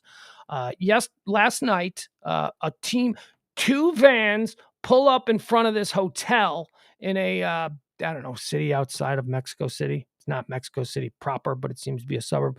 Two vans pull out in front of this hotel, and like a team of assassins jump out of the vans with guns, run into the hotel, and just start killing people. Then they come out of the hotel. They drop a bunch of bombs at the entrances. The bombs go off. They run down the street and they go into a couple of bars and just start all the way along. They're dropping these cards, these like weird cards that say like, this is our gang. It's whatever. It's some organized crime hit. I'm telling you, it's right out of Narcos. It happened last night in Mexico. 11 people dead, 5 injured as gunmen rampage through hotel and bars. Let me check in now before we go to the next story. Let's check in and see if there's anything new happening. And shooters in custody. There we go. Thank you. Cite your source. Where did you get that source there, April? I believe you. Okay. Yeah, here it is. Thank you, April. Uvalde police report that the shooter is in custody. Still no reports of potential victims. This Active shooter taken into custody. Oh, no, we're already getting. That means he's white. Oh, stop it. Shut up. Save all that nonsense for later. I mean, he probably is, but just save it for later. Looks like there was one person shot near an elementary school and the shooter ran inside the school. Shooter is now in custody and definitely not an active shooter situation. Okay. There you go. There you go. Wonderful news. I mean, not for the person that was shot, but wonderful news. I mean, when you consider how badly that could have gone. And, oh, what do you mean how badly it could have gone? Yeah, where you been? It could have gone really badly, and thankfully it didn't. So we'll move on from that. Although it is strange that the police department went completely silent on their scanners. I listen to scanners all the time, and I have never seen that happen before. All right, knock wood. Very good. Let's see what is happening here. Pornhub. One of the most traffic websites in the entire world is celebrating 15 years. 15 years of Pornhub. Pornhub's impact on the porn industry and the world. Now, there's a whole story about how Pornhub has changed the way people consume pornography. Good or bad, I mean, I think if you're programmed, you probably believe that pornography bad. If you're not programmed, you're probably like, well, it's just sex. Sex is natural. Sex is good, right? Don't people like sex? Sex is fun. Sex is the whole reason that we exist. But pornography bad. Why do you say that? Because it's bad, because sex is bad. No, but we've already crossed that bridge. Sex isn't bad. Sex is fine. People aren't. It victimizes it. Does it really? Does it really victimize it? Because I know two porn stars, and one of them drives a Porsche, and the other one drives a Corvette. And trust me when I tell you that these two girls were not going to have those kinds of cars or the lifestyle that they live without porn. So really, is it exploitation? I mean, it's not like a street walking girl who's got a gun to her head and a crack habit that a pimp is fueling and putting her out there to make some money. No, these are women who, for the most part, seem to be doing it willingly and as a way to get out of their dead end little farm towns or wherever it is that they're from. So please spare me the exploitation aspect of it. Pornhub is celebrating 15 years. This was an interesting part, though, of the story. I read the story. I was just looking for things to say to explain why it's trending. But I did find this. So one of the big issues about these, I guess they're called tube sites, like YouTube. I'm not technical, so I'm not entirely sure what the difference, what makes something a tube site and what makes something not a tube site. But Pornhub basically looked at what YouTube was doing, and they went, we could do that with porn. Because it's a method of uploading and a method of allowing individuals to share their own content. Like Pornhub stuff. Like there isn't like a big like Pornhub office where they're like, let's put this up. Although I guess there is some, because it says here that they own rights to Brazzers, which is a big porn company. I guess they own Pornhub. So they do have their own like licensed stuff. But for the most part, these tube sites are just third parties who are uploading. And so one of the concerns with that, especially in the world of porn, which although I say there's nothing wrong with it, look, let's not kid ourselves. There is a seedy aspect to the porn industry. There really is. So you have to be concerned about what it is that third-party individuals are just uploading. And of course, the exploitation of children needs to be first and foremost. Now, not really something that I've ever really thought about as having to be a concern with mainstream, big money, multi-billion-dollar adult distribution sites like Pornhub and the like. And there's a lot of them. I just, for some reason, I don't think YouPorn, right? Wasn't RedTube a thing back in the day? Anyway, you don't really, I think, have to worry about stumbling across, some kind of, just highly illegal stuff because pornography is legal for now. I mean, we'll see. We'll see where this goes. For now, pornography is legal. But I thought this was interesting. There have been in the past 2 years 13,000 reports. 13,000 reports of illegal material, child sexual exploitation materials. 13,000 reports of illegal exploitation of children on Pornhub. 13,000 in the last 2 years.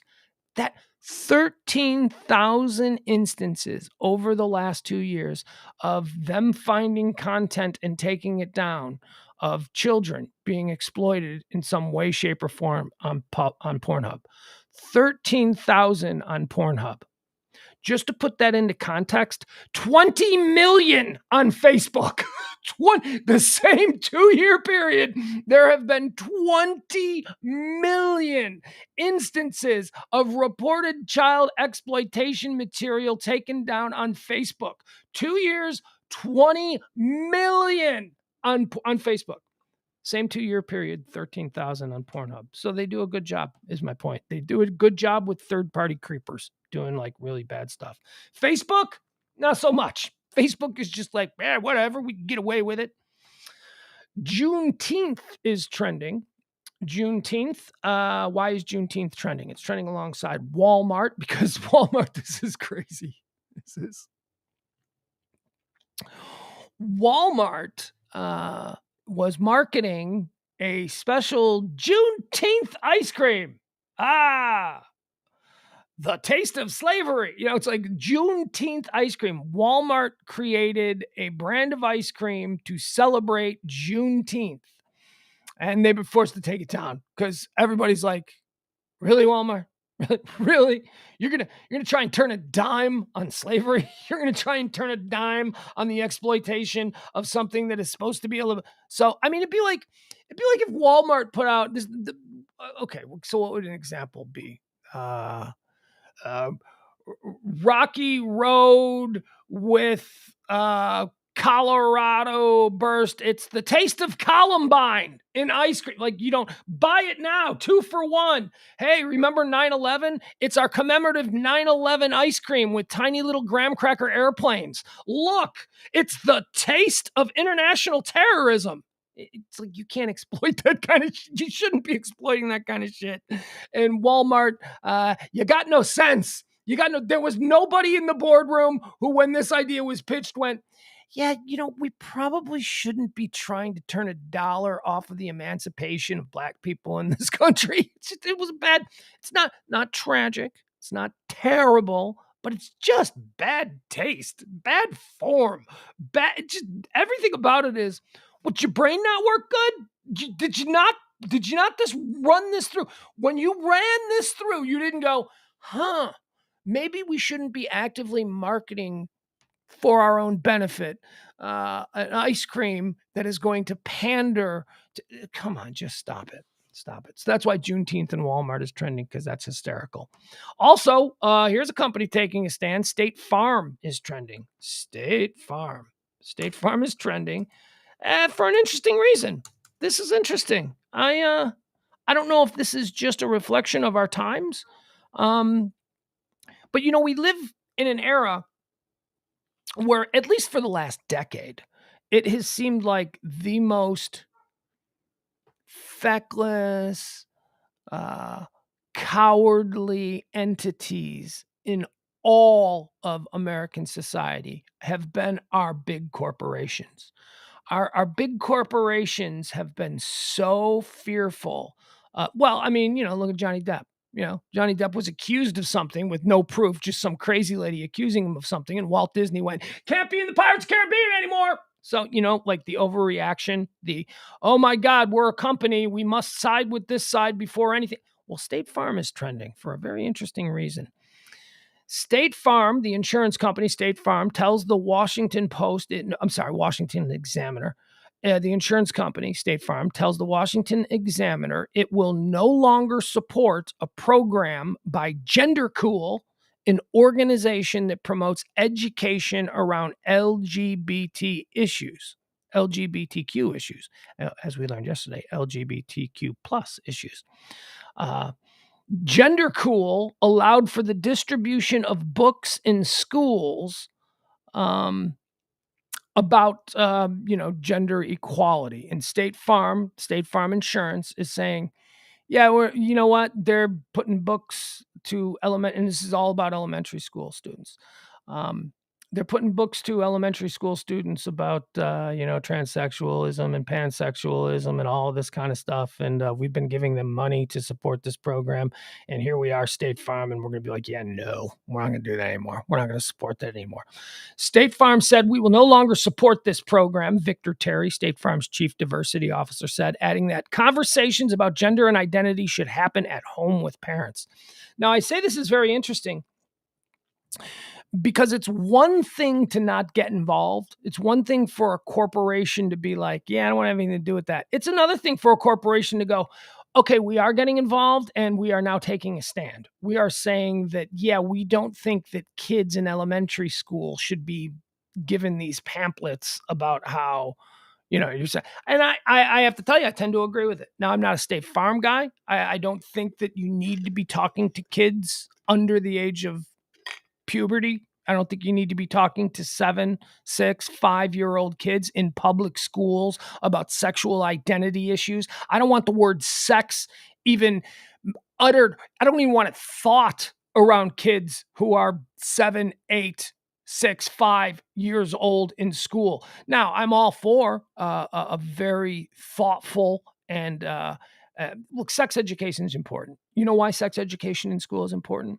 Because parents don't talk to their kids about this stuff. Parents, oh, it's awkward. There's a lot of bad parents out there. There are a lot of bad parents out there who will not have the conversation simply because it's awkward for the parent and whatever. What's the worst that can happen? So 99.9% of people grow up in life learning about it on the street from, Bobby's older brother, Rick, who tells you about the time he finger banged some girl behind the school. And that's like, oh, so that's what sex is. That's how you learn.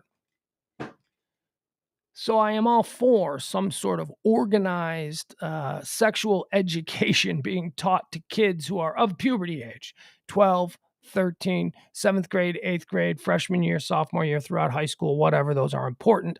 I think that the facts need to be put out there in the kids' heads. I think, I heard from Bobby's older brother, Stan, that you can't get a girl pregnant if it's the first time. Like those kinds of things, need to be stopped. And you need to give kids real information. However, I'm, as a progressive, as an open-minded dude, I got a real problem with these sort of topics being brought up by schools to 6, 7, 8, 9-year-olds.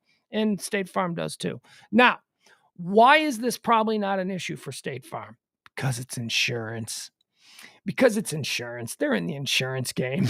They can pretty much, nobody changes insurance. People get insurance because the coverage is what they need at a price they can afford.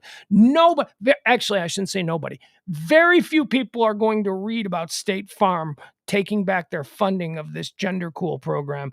Very few people are going to read this and go, well, I'm switching to progressive. They're not going to do it because the reason they're with State Farm is because they've been with State Farm for a period of time. It's fine. You got to have it. You're not thinking about it. The price is right. Nobody is going to be switching their insurance because of this issue. At least I should say en masse. There's not going to be a mass defection from State Farm. And really, they're called State Farm, I mean, they're a rural-based insurance company. So, maybe they gotta. So there you go. That's why State Farm. I'm sure that Aaron Rodgers is in favor of this. Aaron Rodgers, a guy who they've been in business with now for a number of years. Let's see here. Airport fight. There's an airport. You remember the airport fight from Newark yesterday that we talked about? There are more information. And somebody, I think, was it Will C? Was it my guy Will C, or was it my guy? I'm not sure who it was. But they said yesterday it was a former NFL player. And yeah, it was. Third-round draft pick. Former third-round draft pick is the dude who whipped the ass of the United Ground Transport Company guy, whatever. The employee's been fired. Thank God. Thank God. We watched that video, guys. We watched the video. The person who worked for United Airlines started the fight, threw the first punch, and then got his ass kicked by the giant. That person's crazy. Whoever that dude was who was working for United Airlines, who looked at this like 6'5" giant dude and went, I'm going to start a fight with him, and then threw the first punch, is a freaking moron, and you don't want him working or representing your company. So I'm glad that he got fired. Now, who was the player? He was a player. He's still a player. He's still a professional athlete. He just plays up in Canada now. Former Broncos cornerback Brendan Langley was arrested last Thursday for his involvement in a fight with a United Airlines employee at Newark Liberty International Airport. As for the United Airlines employee who was fighting Langley, he has been fired. United Ground Express informed us that the employee has been terminated. This, according to an airline representative via the New York Post. This fight between Langley and the United Airlines employee recently surfaced on social media. The video has over 15 million views. It is unclear what led to them throwing hands in the middle of the airport. The airline employee was clearly bloody at the end of the video. Yeah, he got his ass kicked. Langley, the big dude, Langley was a former third-round pick out of Lamar? What?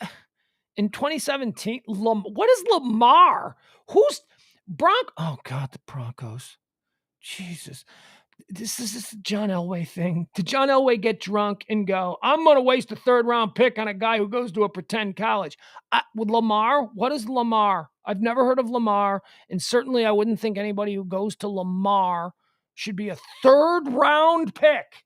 Third-round pick are starters in the NFL. They're third rounds. That's not... I mean, there are people that are draft experts who will tell you that you are probably better off going with second and third rounders than first rounders, because first rounders tend to be, hype and a greater propensity for busting. Second and third round players are just guys that everybody looks at and goes, yeah, they're good. They're good. They're solid. They can stick around. Third round pick from Lamar. And then he was out of the league in 2019. So a third-round pick in 2017, which means he played 2017, and then they kept him around for one more year, and then he was gone. And now he plays for the Calgary Stampede in the Canadian Football League. So there you go. So that's the resolution to that. Oh, here's another one. We'll watch a video. This one is called Graduation Fight. Why not? Right? We had the fight yesterday. These are some people who went to a graduation. It should be noted, this little video comes directly. It's not even trending. It's just something that I wanted to put on here because it's awesome. This comes to me from our old friend from the old Live 105 3 days, Sam the Mailman. Sam the Mailman sent me this. He said, Pugs, check this out. I'm like, okay, we will. Thank you, Sam the Mailman. Here's what we got. It seems to be a high school graduation, and you can't save seats. We'll talk about that when this is over. But apparently, one lady, it's always a lady. It is almost always a lady who starts these things. Stop running your mouth, Edith. Oh, God. Almost always a lady. So a lady, a Karen, if you will, you can't save seats. And then the other lady, she's like, shut up, bitch. Don't tell me you can't save seats. And then we'll call him Big Dave, because I think somebody calls him Big Dave in the video. Then Big Dave shows up. Big Dave, the dude who is with the lady who is saving seats, who's getting yelled at by the lady who doesn't like saving seats. Big Dave arrives on the scene, and just from the small seconds that we get to meet Big Dave, seems wonderful. Big Dave is like, oh, let's calm it down here. You're not really mad, are you? We can work through this. Meanwhile, the two women are like, screaming at each other. It's like, oh, God, Big Dave, poor Big Dave. So then there's an edit. So apparently the graduation ceremony goes by, and then it edits to Big Dave just getting like whooped on by this lady. You can't save seats. Big Dave getting whooped on, and then all hell breaks loose. So let's watch this. This is White People Be Crazy. You cannot save seats. Well, we don't care. We ran into y'all. Y'all were saving seats. We said no. So that's why you got this rap. Here goes Big Dave. Big Dave. You're not mad, are you? You're not mad, are you? I'm Big Dave. I'm sweet. You're not mad, are you? We said look at this little big toothy freaky Karen. no. So that's why you got this rap.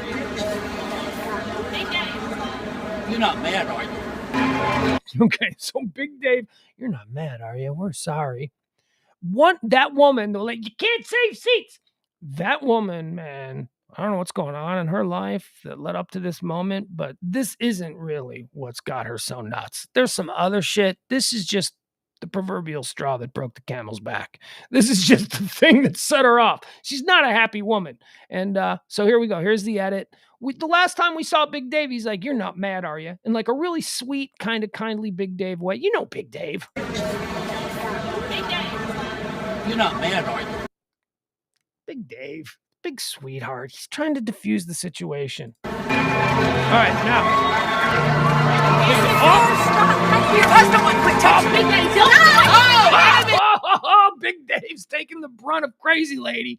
I don't know what the hell just happened. Big Dave's got his camera up. He seems to be filming. I don't know. Maybe it's like his grandkid. Maybe it's his, who knows, whatever. He's there. They're at a graduation.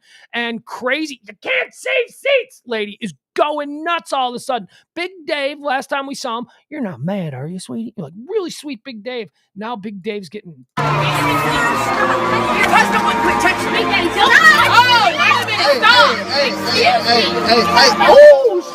All right, now did you see that? This bitch walks up with a glass full of liquid, and she just throws it on Big Dave and his lovely wife, who were saving seats. I don't know if you can do that. You let it go. Let it go. They're saving seats. Just, what? You don't need to do this. You don't need to be there is somebody up on stage that you are there to visit, and they are about to be mortified by the behavior of their white trash family. Keep it together. The moment is not about you. The moment is about the person you are there to see. Oh, these people, they just think of themselves. These narcissistic, ego-driven fudge. Quit touching Big Dave. Wait a minute. Stop. All right, here. See this? This is Water Lady. This lady's got a cup of water. She's going to throw it. She's going to throw it now on Big Dave and the lovely Mrs. Big Dave. All right, this chick, she just kind of moved in to be the buffer. And by the way, we'll let the whole thing play out. I'm just breaking it down as we watch. This chick moved in to be the buffer. Look at her. She looks lovely. She got dressed up to come to this graduation. She doesn't want this kind of trouble. And all of a sudden, crazy, like, you can't save seats. And her crazy, cat lady friend, they come over, and now she's got water on her. I like this guy. He's like, white people be crazy. This guy's like, look at these white people. These white people do not know how to behave. Are y'all serious? Oh, shit! Okay, so now look at this one. Push me. Big Dave doesn't know what to do. Big Dave is just completely, he's like, oh, God, these women. This guy, okay, so I like this guy. I don't know who this guy is here. We'll call him Hairdo. All right, Hairdo, look at that hair. Look at him. Look at it. Big forehead. Got an issue with the forehead here, but he's overcompensating by letting it grow out on the sides. He is a couple of years away from having a Larry Fine. He is really, this is going to recede all the way back, and he's just going to have, all right. So who knows what this guy's all about, but now suddenly he's about to be dragged into this by crazy, you can't save seats, ladies. Hey, look at his hair. Look, they had his hair. Shit! Stop! Don't touch my fucking... Look at these women. Now these women are fighting. I'm telling you, they've got Hitler's lament right here. They are fighting a war on two fronts. They are being the aggressors here on what we'll call the Western Front, but now suddenly here comes Stalin. They're coming from the Eastern Front, and now they're fighting a war on two fronts. That's what just happened. Western Front aggression. Don't touch my fucking... Eastern Front retaliation. Now they got to turn and fight. Stalingrad going on right there. Here come the Allies in the Western Front. You guys notice the graduation music playing in the background? Wum, wum, wum, wum, wum, wum, wum, wum, wum, wum, wum, wum. Meanwhile, this is going on. All right, now we're just going to let it play out. So I've laid it all out for you. You've seen the context. Let's just watch it play out in real time. You cannot say... Save seats. You cannot save seats. Well, we don't care. We ran into y'all. Y'all were saving seats. We said no. So that's why you got this wrapped. You're not mad, are you? Your husband wouldn't protect you. Oh, wait a minute. Stop. Excuse me. Oh, shit! Are y'all serious? Oh, shit! Hey, get the fuck up! Hey, oh, shit! Hey, stop. Don't touch my fucking boy!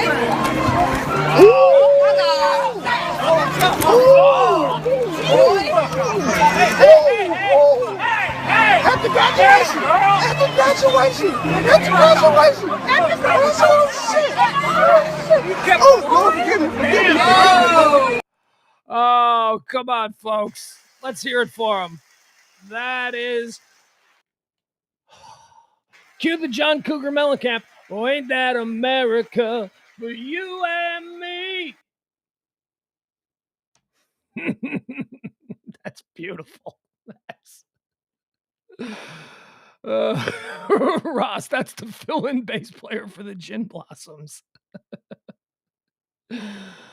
April says, my son is graduating on Friday, and I have a printed reserved sign to tape to each seat I need. We are small 2A school. So, April, I'm telling you, bring the brass knuckles. Just slide some brass knuckles in your purse, because you might have to defend those saved seats.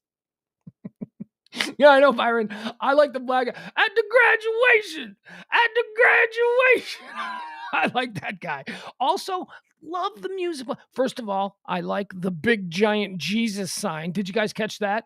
Big giant sign that says Jesus hanging over this whole fight. It's along the wall. It's up high. It's probably at a church or something. And then I love the music. Bum bum bum bum bum bum bum. Marcy Wilson. Boom, boom, boom, boom, boom, boom. Daniel Williams. Boom, boom, boom, boom, boom, boom, boom. Trayvon Wilkins. Boom, boom, boom. Meanwhile, you can't save things going on just like on the other. You're ruining it. You're just ruining it. Ruining it. All right, that was fun. So thank you, Sam. Sam the Mailman coming through with a nice little piece of video. I will accept your videos, especially if it concerns people behaving badly. How fun. The Pro Bowl is trending. Pro Bowl. Why is the Pro Bowl trending? Because Adam Schefter has tweeted the NFL is discussing the Pro Bowl week and ways to improve it. Cancel it. That's how you can improve. Cancel the NFL Pro Bowl. Nobody cares. Nobody watches. Nobody plays. The NFL is discussing the Pro Bowl week and ways to improve it, including possibly eliminating the traditional game and using that Sunday to showcase the players in it. Essentially, what are the alternatives? Yeah, I don't know. Look, here's why there's a Pro Bowl. Because back when they decided we need a Pro Bowl, the Major League Baseball All-Star Game is okay. So the Major League Baseball All-Star Game is fantastic. It's great. The Major League Baseball is a totally different sport than professional football. Major League Baseball, it comes right in season. It comes at the middle mark of the season. It is how we delineate between the first half and the second half. It is a celebration of the game. And players play. Not like, they're not going to steal bases and they're not going to throw brushbacks, and, pitchers are not going to burn their arms out. But there is still some semblance to what the actual game looks like when you watch a Major League Baseball All-Star game. Major League Baseball was America's pastime. It was the biggest sport in the country. And so the NFL just went, we should do that too, completely overlooking the fact that football is not baseball. One more game of football means, I don't know, a half dozen more torn hamstrings, maybe a couple of knee reconstructions, a few broken bones. Players do not want to play in the All-Pro game or the Pro Bowl game. They don't. It's stupid. So they don't. So you have these crazy, terribly boring games where nobody sacks anybody. They don't try. Why should they try? So you just get rid of the Pro Bowl. The NFL is no longer the second tier to Major League Baseball. The NFL is the biggest sport in America. It is the biggest sport in America. It's not even close. Major League Baseball isn't even second anymore. Stop acting like you need to have something that replicates what Major League Baseball does with their All-Star game. You don't. You know what you should do? How about a rookie game? How about you let the rookies go out there? How about you have an all-pro team of rookies? All right. Instead of sending the veterans out there to, break ankles and tear hamstrings and do whatever the hell they're going to do accidentally because, it's a rough sport. I don't know. Maybe just create an all-rookie team and let rookie. Oh, but now you're risking letting some really good rookies get hurt. Yeah. Don't play a football game. Don't, skills competition. Whatever. It doesn't matter. It's not like people watch the Pro Bowl. You can end this whole thing. You don't need. There you go. So Adam Schefter is reporting that the NFL owners are discussing maybe getting rid of the Pro Bowl game. Maybe trying to figure out something else to do. Just don't do anything. Just have the Pro. You know what you do? You know what you do that's really awesome? You do the draft really awesome. Just a couple of years ago, the draft was nothing. A couple of years ago, the draft used to be held on like Saturday afternoons. It was. Now you have taken the draft and you have turned it into a major television viewing spectacular, right? Do that with the Pro Bowl selections. You can do that with the Pro Bowl selections. Have a thing like you don't have to play a game. Just do a TV event. That's what the Pro Bowl football game is anyway. It's just the TV again. Let's squeeze one more game. That doesn't have to be the game. Think outside the box. Think differently. Trust me, the NFL hype machine can, for weeks ahead of time, start hyping up the idea. Will this person make the Pro Bowl? Will this person not make the Pro Bowl? You can generate interest in that. You guys are great at that. You have turned what is essentially a 16, 17-week league into a 52-week-a-year obsession of the American people. You don't have to play the game, is what I'm saying. If you want to do something in that space in the weeks following the Super Bowl, you can. You can create something, and I bet you can create something far more interesting than this brand of half-speed football that is now being played. I haven't watched a Pro Bowl game in 30 years. There's just no interest in it. Let's see here. Oh, the Bahamas. Bahamas are trending. Remember the dead tourists from a couple of weeks ago? Remember those sweet old people? They went to the Bahamas and they all ended up dead in their cabanas. Like the maid walked in. Ay, Dios mío. She walked in and there were all these dead people laying on the ground. And people are like, well, how did all these Americans die? Carbon monoxide poisoning. That's how they died. That's what they've come down with. American tourists found mysteriously dead at Bahamian resort likely died from carbon monoxide poisoning. By the way, the one woman that survived that they got to in time, she's out of hospital. She's back home. She's fine. So good. But sad for everybody else. I think her husband's dead, which is okay. So it's not good at all, but at least one person survived. And now we have answers because there's a murderer secretly. Then there was the food. They all got this kind of, somebody poisoned the food and they all died. There were all of these crazy, it was the insecticides that they spray on the plants around. There were all kinds of crazy things about, how mysterious death of these 7 old people or whatever. How many old people? I don't know, a bunch of them. Turns out just your run-of-the-mill carbon monoxide. Tragic, of course, but, at least that's understandable. At least now we have an answer. Oreo cookies and Ritz crackers are trending. Why? Because they're owned by the same company, Oreos. Nabisco, is it? Yeah, it's Nabisco. Nabisco owns Oreos and Ritz, and for a limited time, they have created an Oreo X Ritz. Okay, that's what they're calling it. It is an Oreo cookie and a Ritz cracker with peanut butter filling, and it is a mashup. So it's your typical Oreo cookie with your dark chocolate cookie outside and your white cream inside. And then on top of that, they used like some peanut butter filling as sort of a caulk. And then they stuck a Ritz cracker on top of that. Yeah, I'll show you what it looks like. Yeah, I'll show you what this travesty of food is all about. It sounds absolutely terrible. It sounds so freaking gross. I love you guys. You want to fight? You want to fist fight me? Come on, we'll meet by the bike rack after school. Oreo cookies are the best cookies that exist in the world. What? You've never had my grandma's homemade sugar? Shut up with your grandma's homemade sugar cookies. If they were good, they'd be in every store in America. Oreo cookies are the best cookies on the planet. All right, here you go. Look at this nonsense. This looks like something a fat guy just came up with, and they went, "That's a good idea, fat guy. Let's put those in stores." There it is. There it is. That's your Oreo cookie Ritz mashup. See what the packaging looks like. There you go. It's your favorite. Okay, you know what? This is like, first of all, Oreo cookies are the best. Ritz crackers are the worst. Ritz crackers suck. Ritz crackers are gross. I mean, I suppose if you're putting something on the Ritz cracker, it might be palatable, but why are you going to take something that is not good and mix it with something that is just amazing? You know, it's like, I don't know. Hey, how about some fresh lobster tails and racism? That's what those things don't go together. Hey, how about a nice chocolate milkshake from your favorite ice cream parlor and incest? They don't go together. This is the Oreo cookies and Ritz crackers do not go together. Good thing Oreo cookies, bad thing Ritz cracker. But, you know, we are an obese nation of people who will shove anything into our gullets, and people will buy that. Oh, they're good. They're actually good. You wouldn't think they're good, but they're good. No, that can't possibly be good. It's a cracker and an Oreo cookie. I've been in situations where there's been a Ritz cracker and an Oreo cookie, and I never said, those would be great together. Wait, let me get some peanut butter to make them stick. Ugh.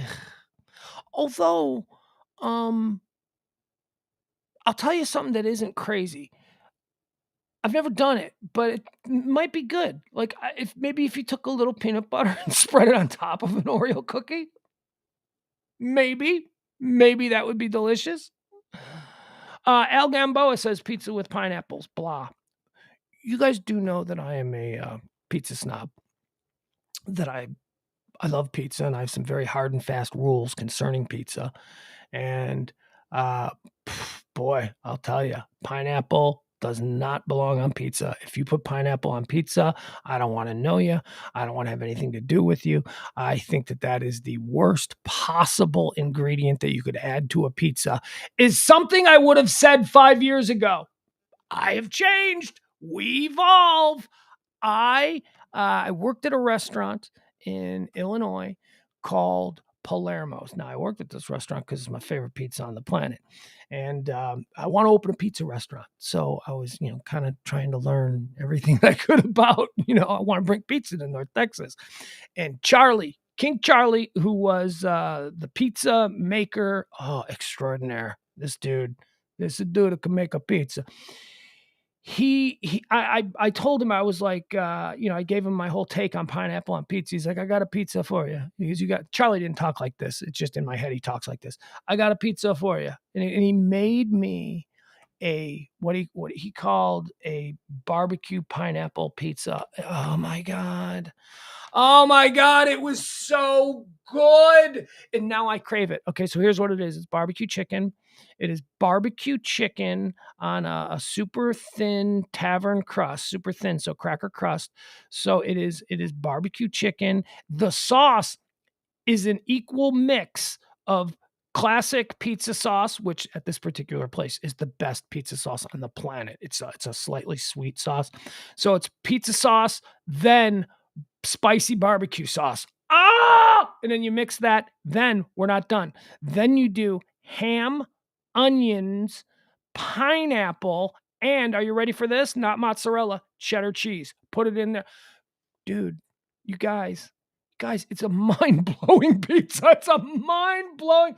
So, Al, 5 years ago, I'd have agreed with you that pineapple does not belong on pizza. But I don't think you've ever had a Charlie special, a barbecue Charlie pineapple chicken onion pizza. Oh, God, is it so good. So crazy good. And I wouldn't take like a normal pizza, like give me a cheese and sausage with pineapple. I think that would make it too sweet. I think that would be, meh. But for some reason with the spicy barbecue sauce and the barbecue chicken and the cheddar cheese, it's not a white Italian cheese. It's a cheddar cheese. So it's a totally different. Oh, so good. He also King Charlie also made every holiday he would be like, okay, so I got to make a special pizza and we'll put it up on the chalkboard. And if people want the special pizza for, he made a St. Patrick's Day pizza, which was a corned beef and cabbage pizza. Oh God, it was so good. It was so good. He made a rye crust. So the crust was like rye bread and it had a creamy horseradish sauce. And then it was corn. Oh my God. It was so good. And the cheese on top was a shredded Swiss type cheese. So it tasted like it was like a pizza, but it really tasted like you were eating a corned beef and sauerkraut sandwich. Oh my God. I'm telling you. Hey, rich people. Oh, by the way, if you're rich people, you tip the show. If you're rich people, tip the show, please. Goes without saying. Rich people, come on, man. I've got a pizza concept in this town. Hook it up with me. Let's go, rich people. Back me. I'll do all the work. All you got to do is sign the checks. What could go wrong? Well, you could fail and they could lose all their money. That could go wrong. That is always a possibility. But man, do I got a pizza pitch for you. Jason Sudeikis is trending today. Why is Jason Sudeikis trending today? Jason Sudeikis is trending because he is what looks to be joining the the DC Cinematic Universe. Fans are fully on board with talk of Jason Sudeikis joining the DCEU. Now, here's the thing. Apparently, they're making... You guys know who the Blue Beetle is? Oh, God. I have no idea who the Blue Beetle... I don't know who the Blue Beetle was. I have no idea. I don't know. The Blue Beetle is apparently a DC superhero. Never heard of him. And apparently the Blue Beetle has taken on 3 different incarnations over the years. The current Blue Beetle, as he appears in cartoons, comic books. Yeah, I'm going to have to take this call later.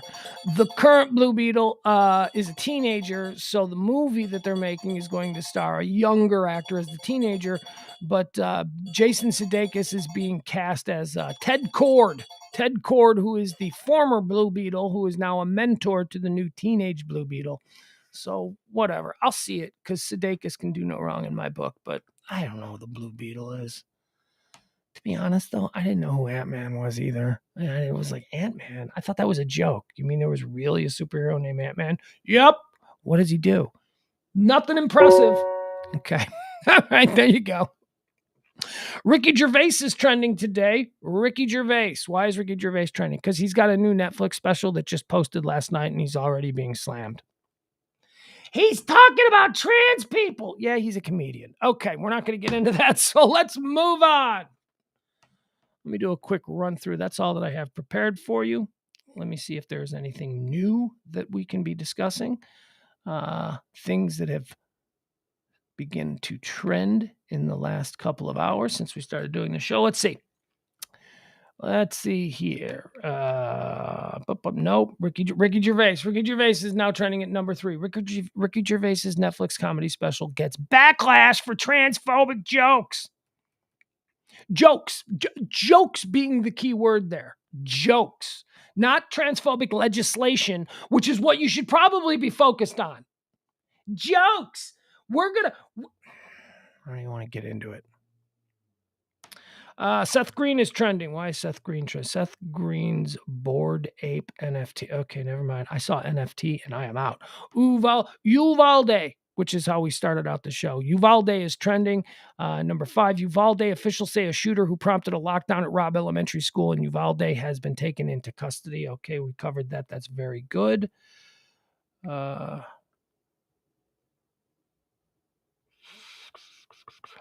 Okay, don't care. Pro Bowl is still trending. Kyle Fuller. Kyle Fuller is a good corner, man. He's agreed to deal with the Baltimore Ravens. Man, the Baltimore Ravens defense is just loading up with good players. ISIS is trending. ISIS! Our old nemesis ISIS is trending. An Iraqi citizen who entered the U.S. in September of 2020 allegedly plotted to kill former President George W. Bush, even traveling to Dallas to surveil Bush's home. Ooh, that's this neighborhood. To surveil Bush's home. This according to an FBI search warrant. So where is he? Did you get him? I don't know. Mackenzie Scott is trending. I like when Mackenzie Scott trends because she has taken all of Jeff Bezos' money and she's giving it away for good causes. Billionaire philanthropist Mackenzie Scott, former wife of Jeff Bezos, who took half. Billionaire philanthropist Mackenzie Scott has donated $126 million to Big Brothers and Big Sisters of America. Look at that. Traditional donations to legacy charity groups. God bless you, Mackenzie Scott. God bless you. She took her bastard ex-husband's money and is just giving it away to people who are in need. That is why Mackenzie Scott is one of my all-time favorite billionaires. Billionaires. No, she's not an heiress. She already has it. She's a billionaire. She's a billionaire. Why be gender specific? You're right. This is the largest donation from one person in the group's history. There you go. That's very good. Very good. Good for you, Mackenzie. Bob Dylan is trending. Legendary singer-songwriter Bob Dylan turns 81. I didn't see this in the birthdays today. Now, I wanted to mention this. That's it. Okay, good. I'm glad this came up. Hold on. He is trending right now because they say it's his birthday. They say it's Bob Dylan's birthday. Yeah. Yeah. Born today. Did I miss it? How did I miss his birthday in the birthday? You guys, this has been happening. This has been happening a lot lately. I've been missing birthdays of people that I would definitely like to talk. All right. So let me go to the source where I put together my list. And let's see if maybe if it's me, or did they not include his birthdays? Here's Bob Dylan. Okay, let's see here. So Bob Dylan. There's Tommy Chong. Oh, my bad. I skipped over it. I missed it. Oh. Okay. I guess got to be more diligent when I'm looking at these birthdays. Happy birthday, Bob Dylan. Bob Dylan. No. I don't get Bob Dylan. I mean, here's what I get. I get he's had an impact. I get that he has had a massive cultural impact that has sort of exponentially spread across all different mediums. He's an influential guy. But I'm not I'm not a Bob Dylan fan, right? I'm like, I don't know. I don't understand why he has all of this influence, but say James Taylor doesn't, because James Taylor to me seems to be a lot better than Bob Dylan, and they're sort of the same thing. I don't know. Just a thing. All right, what else do we have here?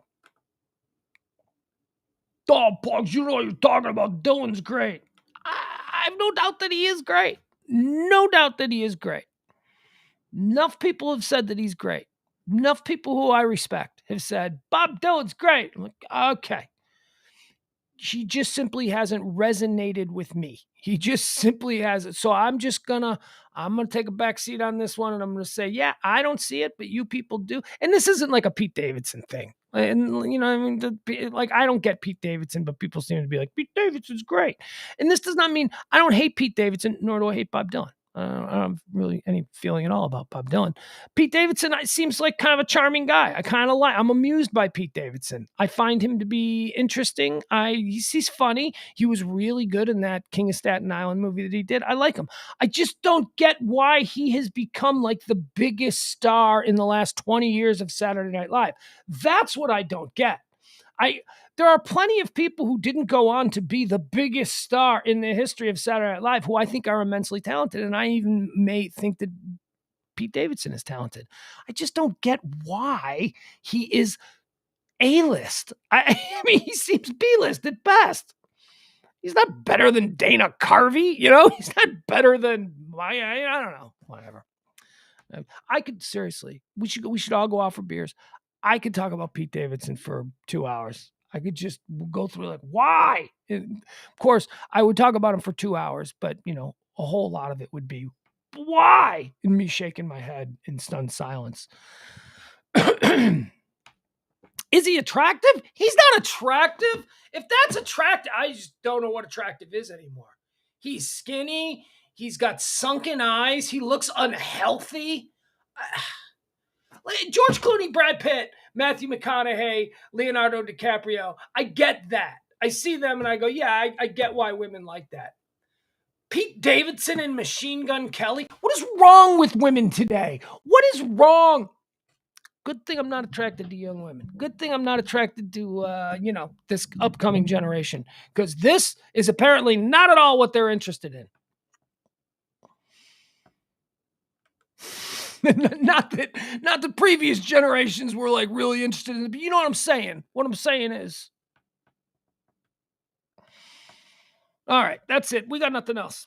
We're out of time. We're out of show. We appreciate it. Jeff Glenn says my favorite Dylan song, Ring Them Bells. Never heard of it. Kevin Barber, Davidson isn't better than Kyle Mooney. No, he's not, Kevin. Kevin, did you listen to the show last night? Last night I went on a tear because everyone's talking about how it's such a crime that Pete Davidson has left Saturday Night Live, and what are they gonna do? They're gonna be fine. Trust me. The guy was in less than 15% of the shows when he was actually a cast member. So let's not pretend like he's some big cornerstone of Saturday Night Live. And then secondly, people were like, oh, Kate McKinnon, she's so great. Kate McKinnon, why aren't people talking about Kate McKinnon? Kate McKinnon's fine. Kate McKinnon this is what I always say about Kate McKinnon. The Kate McKinnon era of Saturday Night Live for me will always be the era when the drama crew, when the drama team took over Saturday Night Live. It's just Saturday Night Live needs to have an edge. Saturday Night Live needs to be provocative. Saturday Night Live needs to be interesting. And when the drama kids who are just trying to get an opportunity to sing and dance, what sketches can we sing and dance in? They seem to have taken over. The Cecily Strongs and the Kate McKinnons, the talented people, fine. But oh my God, you're making me Bowen Yang. Oh God. These people seem to have taken over we are not necessarily funny, but we like doing stage production. These people, I hate them. So Kate McKinnon, get out of here. Go on. Go do your thing. I'm sure you'll be fine. You're a talented woman. The person that I am going to miss most, Kevin Barber, is Kyle Mooney. Kyle Mooney is hysterical. I love Kyle Mooney. He's just so sneaky brilliant in everything that he has done. And it's like Saturday Night Live loses some of their big stars. Pete Davidson is leaving Saturday Night Live. How will they recover? And also, the great Kate McKinnon, she's leaving. Pete Davidson, Kate McKinnon. Also Eddie Bryant and Kyle Mooney. Keep Pete Davidson, Kate McKinnon, Pete Davidson, Kate McKinnon. Eddie Bryant, Kyle Mooney. I'm like, stop it. Honestly, I would flip that. I would say that I'm going to miss Kyle Mooney and Eddie Bryant more than I'm going to miss Kate McKinnon and Pete Davidson. But whatever, just another shining example of how out of touch with the mainstream that I find myself now. Yeah, Kevin Barber points out that Kyle Mooney was hysterical in Hello Ladies. Do you guys know what Hello Ladies is? Do you have HBO Max? You should watch Hello Ladies. I think it was only on for 2 seasons. So funny. Hello Ladies is so funny. It's Stephen Merchant. Stephen Merchant, Ricky Gervais's writing partner, tall, gangly English guy. So funny. I love Stephen Merchant so much. I will see anything that Stephen Merchant does.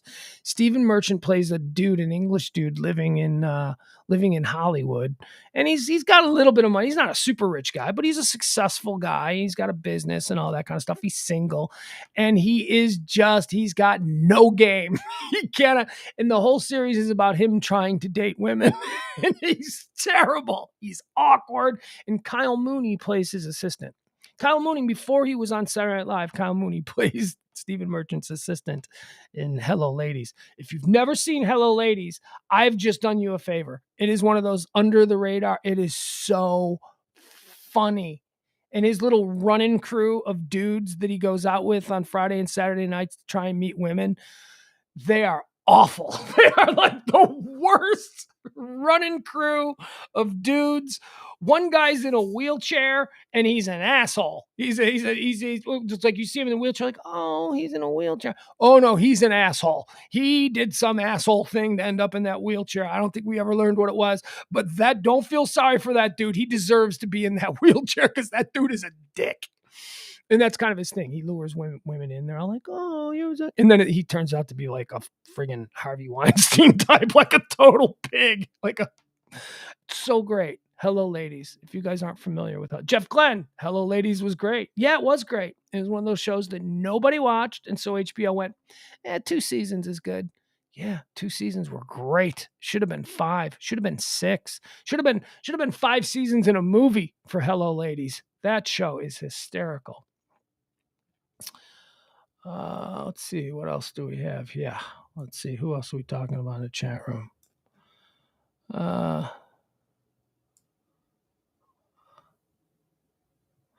Ross says Dylan is only good when others do his songs. Okay. That's interesting. Cause yeah, like Jimi Hendrix All Along the Watchtower. Amazing. Half the Byrds catalog, is our Dylan song. So, you might be onto something there. Dylan might be a great songwriter. But Dylan, the singer, like I can't even name a Dylan song. I mean, I can, but the versions that I think of are all from other people.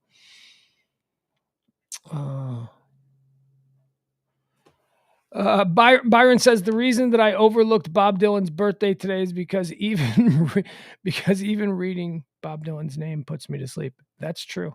That is absolutely true.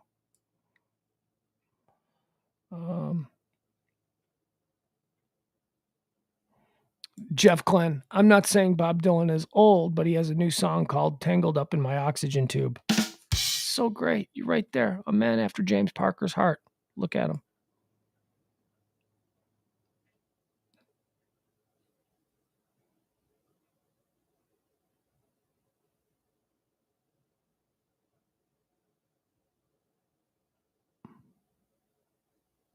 Jeff says, Pugs, I'd love to collaborate with you on pizza recipes.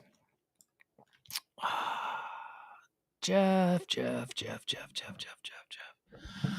I have great regard for your culinary skills. I have great regard for some of your beautiful photographs that you've taken of food that you've prepared over the years. But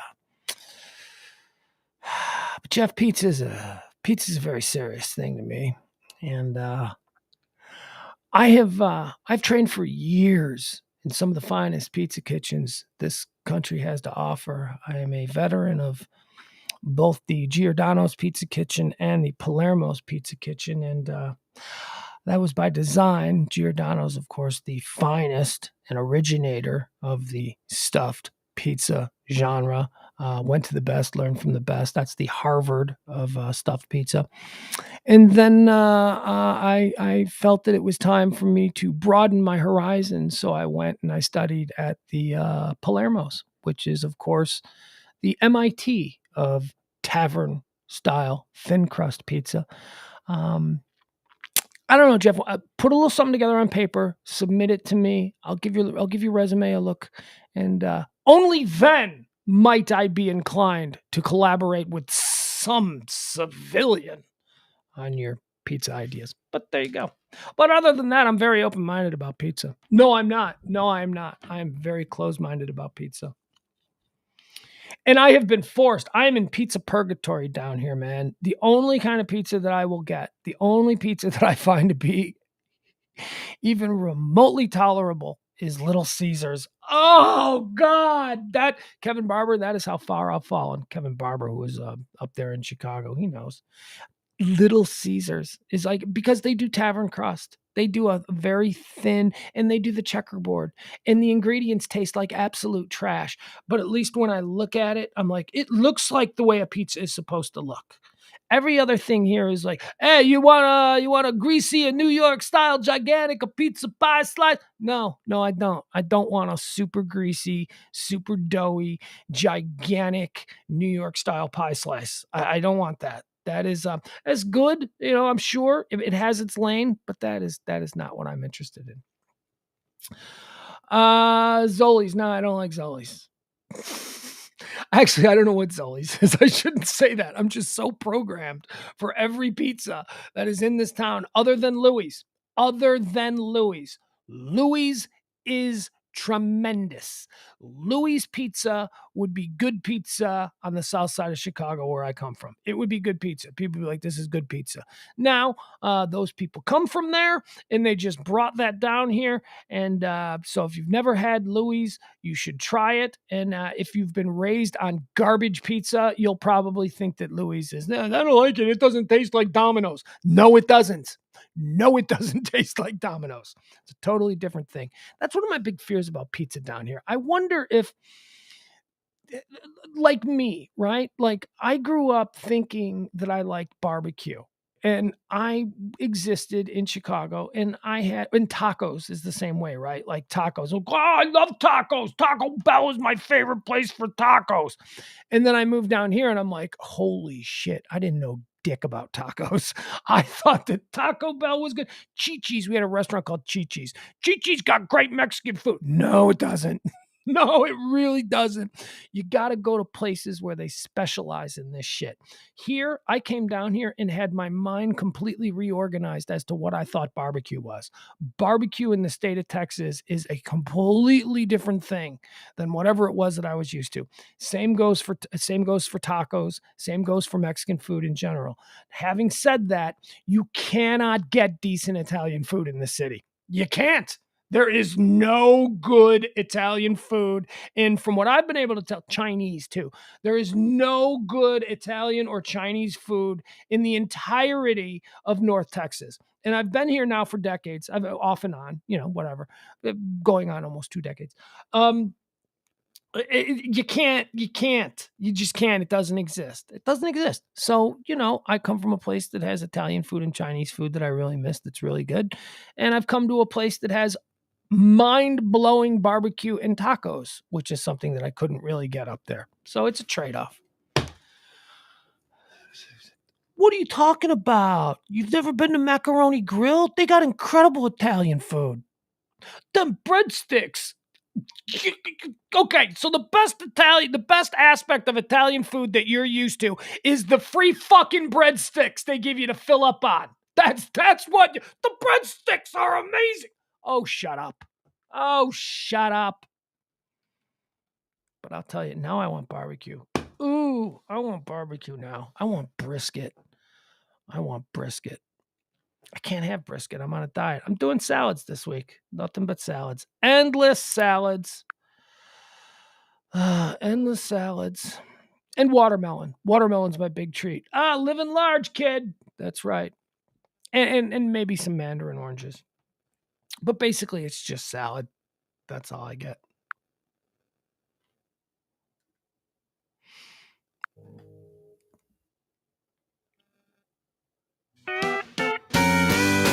I don't know why this is happening. That's Jeff Glenn's favorite John Hinckley song. This is the one we play at the end of the show. I have got my poetry. What are you talking about? Italian food sucks. Have you ever been to Campese's? Yeah, I have. I have. Just stop it. Stop it. I got taken to, about a decade ago, I got taken to an Italian restaurant in a little old house that was in Oak Cliff. And it was way out of the way, and it was not in a particularly great, and it was amazing. And I cannot remember the name of the place. But I remember like a decade ago going there. A girl I was dating took me there. She's like, no, this place is really good. I'm like, okay. So we went there and it was Lucy's, I don't know, whatever. It was legit. It was legit Italian neighborhood, Italian restaurant food. See, the problem is there are no Italian restaurants here or neighborhoods here. So, you don't have all of these battling grandmas making different kinds of sauces and pastas and all that kind of thing. So, you don't have it. What you get are Macaroni Grill, right? You get that. But I can't remember the name of this place. If anybody knows, it was so good. It's probably not even in business anymore because You know, Macaroni Grill probably expanded to the neighborhood. Like the dancing bear, trained to be the best. I am on a never-ending quest. Jeff says sugar-free Jell-O will get you through the cravings for sweets. A whole package is only 50 calories. Yeah, but it's sugar-free Jell-O.